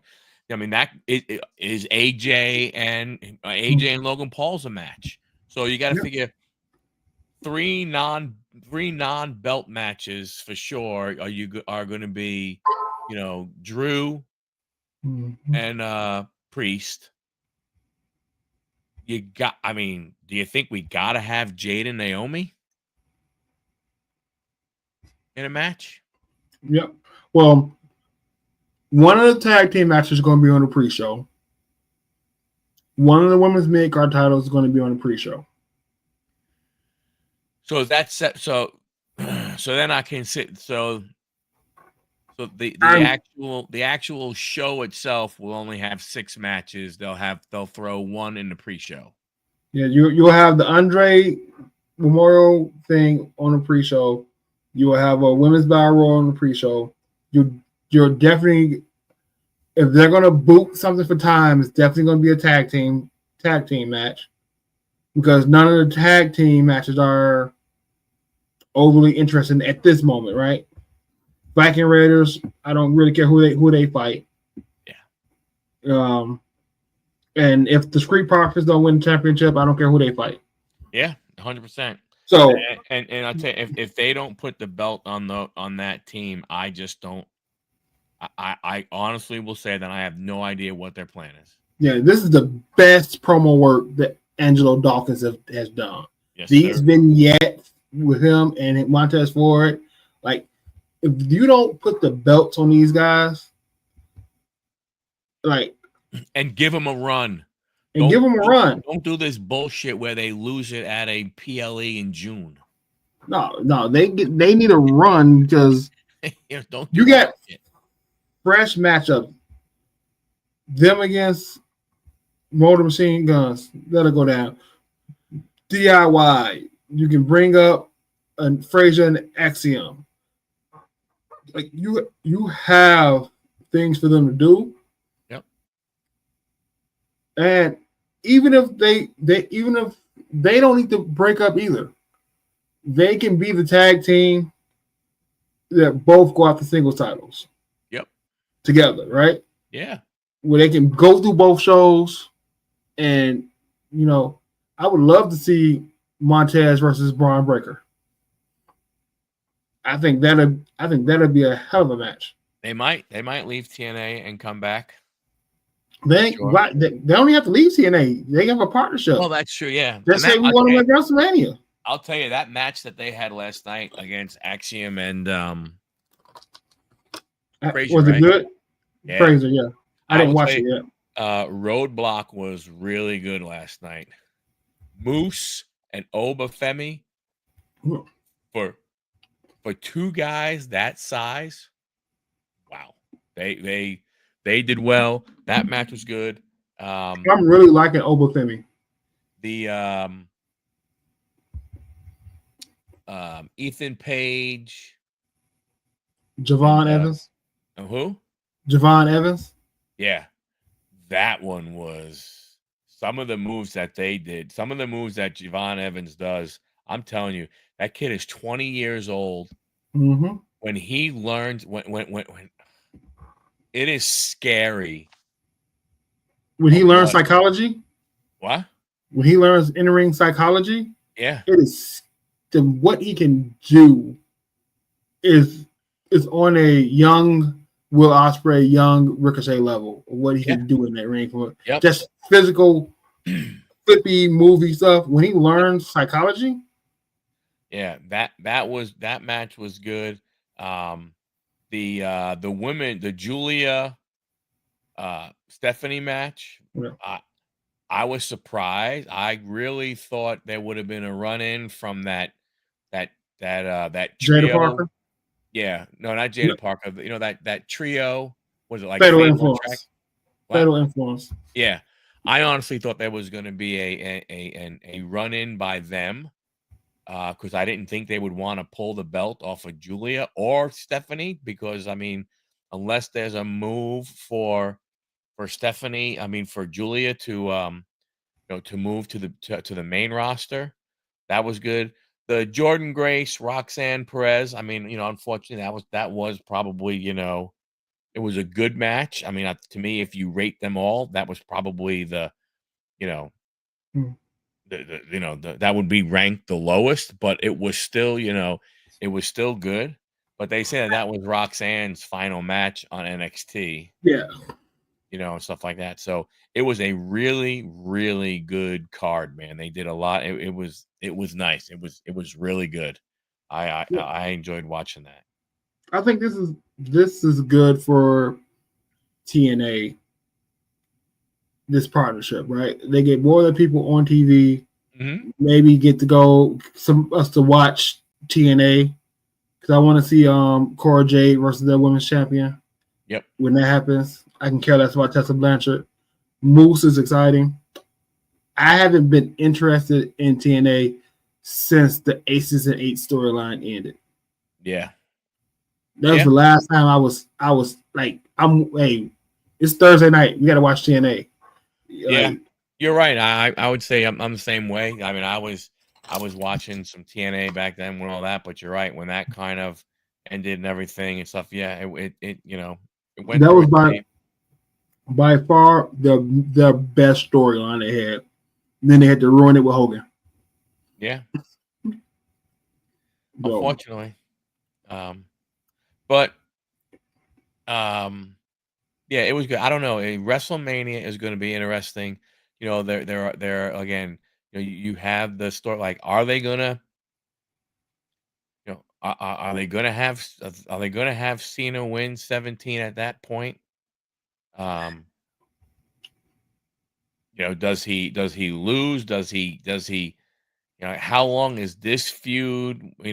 Obviously this feud with Cody has got to be more, than one match. The thing is does John have, it in him to get in that kind of shape to be able to perform what people are going to want to see over the next, 8 months? Because I think if his deal was that he was done at the end of this year, I don't know, was it Survivor Series? Was it for him, or was it the PLE in December? Was it? I think the PLE in December is one full calendar year. Yeah. So you got to figure, in my opinion, I don't know if they wait until summer. I don't know if they wait until Survivor Series. But you got to figure we have at least 6, 7 months of heel Cena. Oh, Yeah, because you got to figure that takes us through SummerSlam, and then he's getting to the point where he only has 3 months left. If you're gonna have him go out a heel, if you're gonna have him go out a face, you Survivor Series where he turns. you probably need a face turn at Survivor Series, right? Yep. And then he goes out. Now I hope I don't care what happens. The whole thing, or if this is just a big swerve and he doesn't win 17. I don't know for sure. The one thing I hope, the one thing I want to see more than anything, and I don't care if they didn't do it with a lot of the other guys, to me, that guy deserves the Sting treatment, and in his final match, he needs to go out as a winner, not as a loser. I don't think he would do that.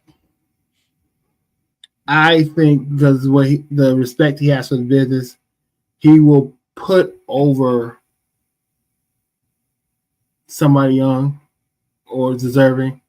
If Jay loses, he wins the title from Cena before Cena leaves. Oh, wow. I can see that. I can see Cena giving the final win to somebody that's deserving and they can use it. Or I see a situation where the last match is Cena versus Reigns. Right? Yeah. Rock corrupts Reigns. Reigns goes full on heel, back into the family, and he defeats Cena because Cena turned on the Rock. Right. Those are my best case scenarios. How this finishes. Yeah. Because if you want to go out with a win, you have to have them beat somebody who the loss won't affect. And a loss to Cena won't affect Roman Reigns. True. If you, I wonder.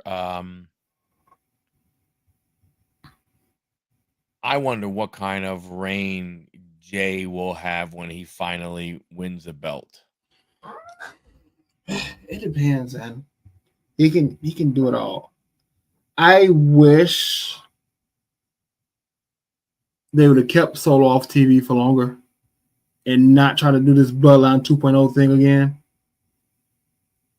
Right?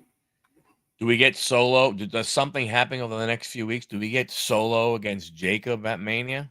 I mean, there's so many potential matches at Mania that like the women's tag team, the women's IC. I mean, you may not get a women's tag team match on the Mania card. Yeah, well, because but I can't see them keeping Liv off TV. Pre-show or one-on-one. Well, okay. I'm not thinking pre-show. You're right, but I mean, who's the tag team? Liv deserves to be on the main card, yes. But who's the tag team that they go up against? There's no tag team. This is the other thing that they do that pisses me off. That's true. They throw two women together and make them a tag team, but they get rid of their built-in tag teams. They did the same thing with Piper and Chelsea, Bianca and Jay, Liv and Raquel, but they got rid of Alba Fire and her tag team partner, her tag team partner. Yep. You don't see Kaden Carter and her tag team partner on the show often. That kind of chance. You don't. So the built-in tag teams they brought up from NXT, you don't see. Yep. Yeah, I mean, why almost have a women's tag champions? Right. You just have two belts to give the people say they have belts, which is what Naomi and Mercedes were talking about, right? Sasha Banks was saying, like, we want to do other things that just be thrown together. Yeah. It's a BS reward. Yep. Like, I'm sure Bianca didn't want to be in a tag team, but at least knowing that she was be a champ made softened the blow. True.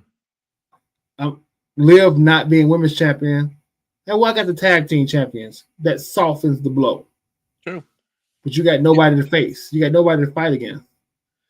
Yeah, no, I get it. I mean, I agree. I mean, it's you know, they you know, it's just weird when you when you watch NXT and you see some of the women they have there, and you see, you know, Stephanie Valcar, and you see Julia, you know, and you see, you know, Roxanne, even though, I mean, you know, she's, you know, a mighty might. Now you see, you know, Jordan Grace they bring in, you know, and you look at some of the ones, you know, Parker, you know, and you know, Kalani Jordan and stuff like that. It's like, you know, they got, um, you know, they got talent there, but when they come up to the main roster, it's like they it's like they don't know what to do with them. And I find it funny that you don't want to give Zelina Vega a shot because she's small, but yet so is Alexa Bliss, so is Liv Morgan, so is Roxanne Yeah, Perez. But but Zelina Vega's too small. yeah, yeah. No, no, I agree. Like I said, I'm not, you know, they, you know, I mean, I think the problem, you know, again, you know, this is almost like a, you know, an NBA, WNBA thing is that, you know, I don't know how, I mean, how many people want to turn on Monday Night Raw, and in a 2.5 hour show, if Mm. there's, what is there, 5 matches? Yep. I mean, I don't know how many more than 2 women's matches got people want to watch. I get it. You know, I 'Cause, mean, now listen, don't get me wrong, when you look at who watches a lot, and you see what they wear as outfits, you would think more guys would want to watch, yeah, you know, the women. no, I completely understand. Right? You want to see Rhea. You want to see Rhea, whether you think she looks good or not. Like she has a presence. Mhm. Same thing with Charlotte. Charlotte has a presence about her. Right, Bianca as well. Like I want to see Bianca, regardless if you think they look good or not. right. There's other, you know, Tiffany Stratton. A lot of men are watching because she looks good. Yeah, It's going to be a wardrobe malfunction. The amount of people I've gotten into arguments about why are you being so creepy about seeing nothing over the last couple of weeks, it's been ridiculous. They're like, oh, did you see the spot in the elimination chamber when all her stuff was hanging out? You didn't see nothing. She had on panties. You didn't see anything. There was nothing to be horny about. right, Like, relax. right. Like, Mhm. relax yourself, sir. Yeah, I don't know, I mean, there, you know, I don't, I just wonder what they're trying to advance. You know, is Charlotte at the point where she's okay losing to Tiffany? She needs to lose. Oh my I gosh. know she needs to, but is her, you know, is her, you know, attitude, is her mindset, you know, of, hey, you know, I'm going to be the person that gets to 18. Some You she know, just doesn't win the title. I don't care how she doesn't win the title. She's not win the title. And there's no money in the bank at this WrestleMania match either, right? no, all the cash-ins have happened. Right, I'm saying, but they won't have a WrestleMania a Money in the Bank match because they're probably going to have a Money in the Bank pay per view. Right. Yeah. Yeah, I don't know. I mean, you know, that's what I'm saying. Like there are some storylines, you know, you don't understand, what's going to happen and stuff like that. I mean, look, I'll tell you though. I mean, I'm looking forward to see how they go. I'm like Monday. Monday is crazy for Monday Night Raw. It's on at 3 o'clock. Yeah. But Cena's going to be there. I think it's what they said. I think he's going to be showing up on the 17th. What is he going to come out as? Is he coming out? Is he doctor of thugonomics and everything? Because suit and tie. If you is he well maybe, but I mean yeah, it could be true. But Chris Van Fleet or Van Vliet, whatever his name is, he did an interview back with him in like I think it might have been 2013 or maybe something along those lines, or 2012, and it was when they had originally approached Cena to go heel, and like they told him, like on a Friday that he was going to go heel, and he worked all weekend long on like a new entrance song, new outfits and everything. And when they said, no, we're not going to do it, he said he put it all on he said he basically, took that box, wrapped it up, and I put it in the closet, and so he had already had some stuff, for turning heel. So I don't know. It's gonna be really interesting to see how he comes out, what he's gonna be like, how, is he gonna, go hard? I mean, he's gotta go like full blown. Like the promos gotta be on point. Full indignation. Yeah. Yeah. So I don't know. Looking forward to it. Looking forward to it. I will watch it at some point in time while I'm at work. Oh, Raw? Yeah. I'll probably catch a replay end of the night. Just go ahead and like stay off of X. That's not hard. It's Instagram spoilers for me. I'm easily off of X. Oh. All right. Well, hey man, I appreciate you jumping on. No, of course. We're gonna have to figure out a schedule then, because we did it last year. We gotta do it this year. We're gonna do a preview show again. Yeah, you let me know. We'll work it out. I'm up for it if you're up for it. I'm always up for it, man. Sweet. We'll figure it. We'll figure it out together. You just let me. I wasn't prepared to come on tonight, so it's my night to reach my daughter. So like I'll be on when she gets. That's okay. Hey man, it was a last minute thing. I just threw it out and stuff. I just a couple things. Thank you, Dom. And Dom. Thank you, Dom.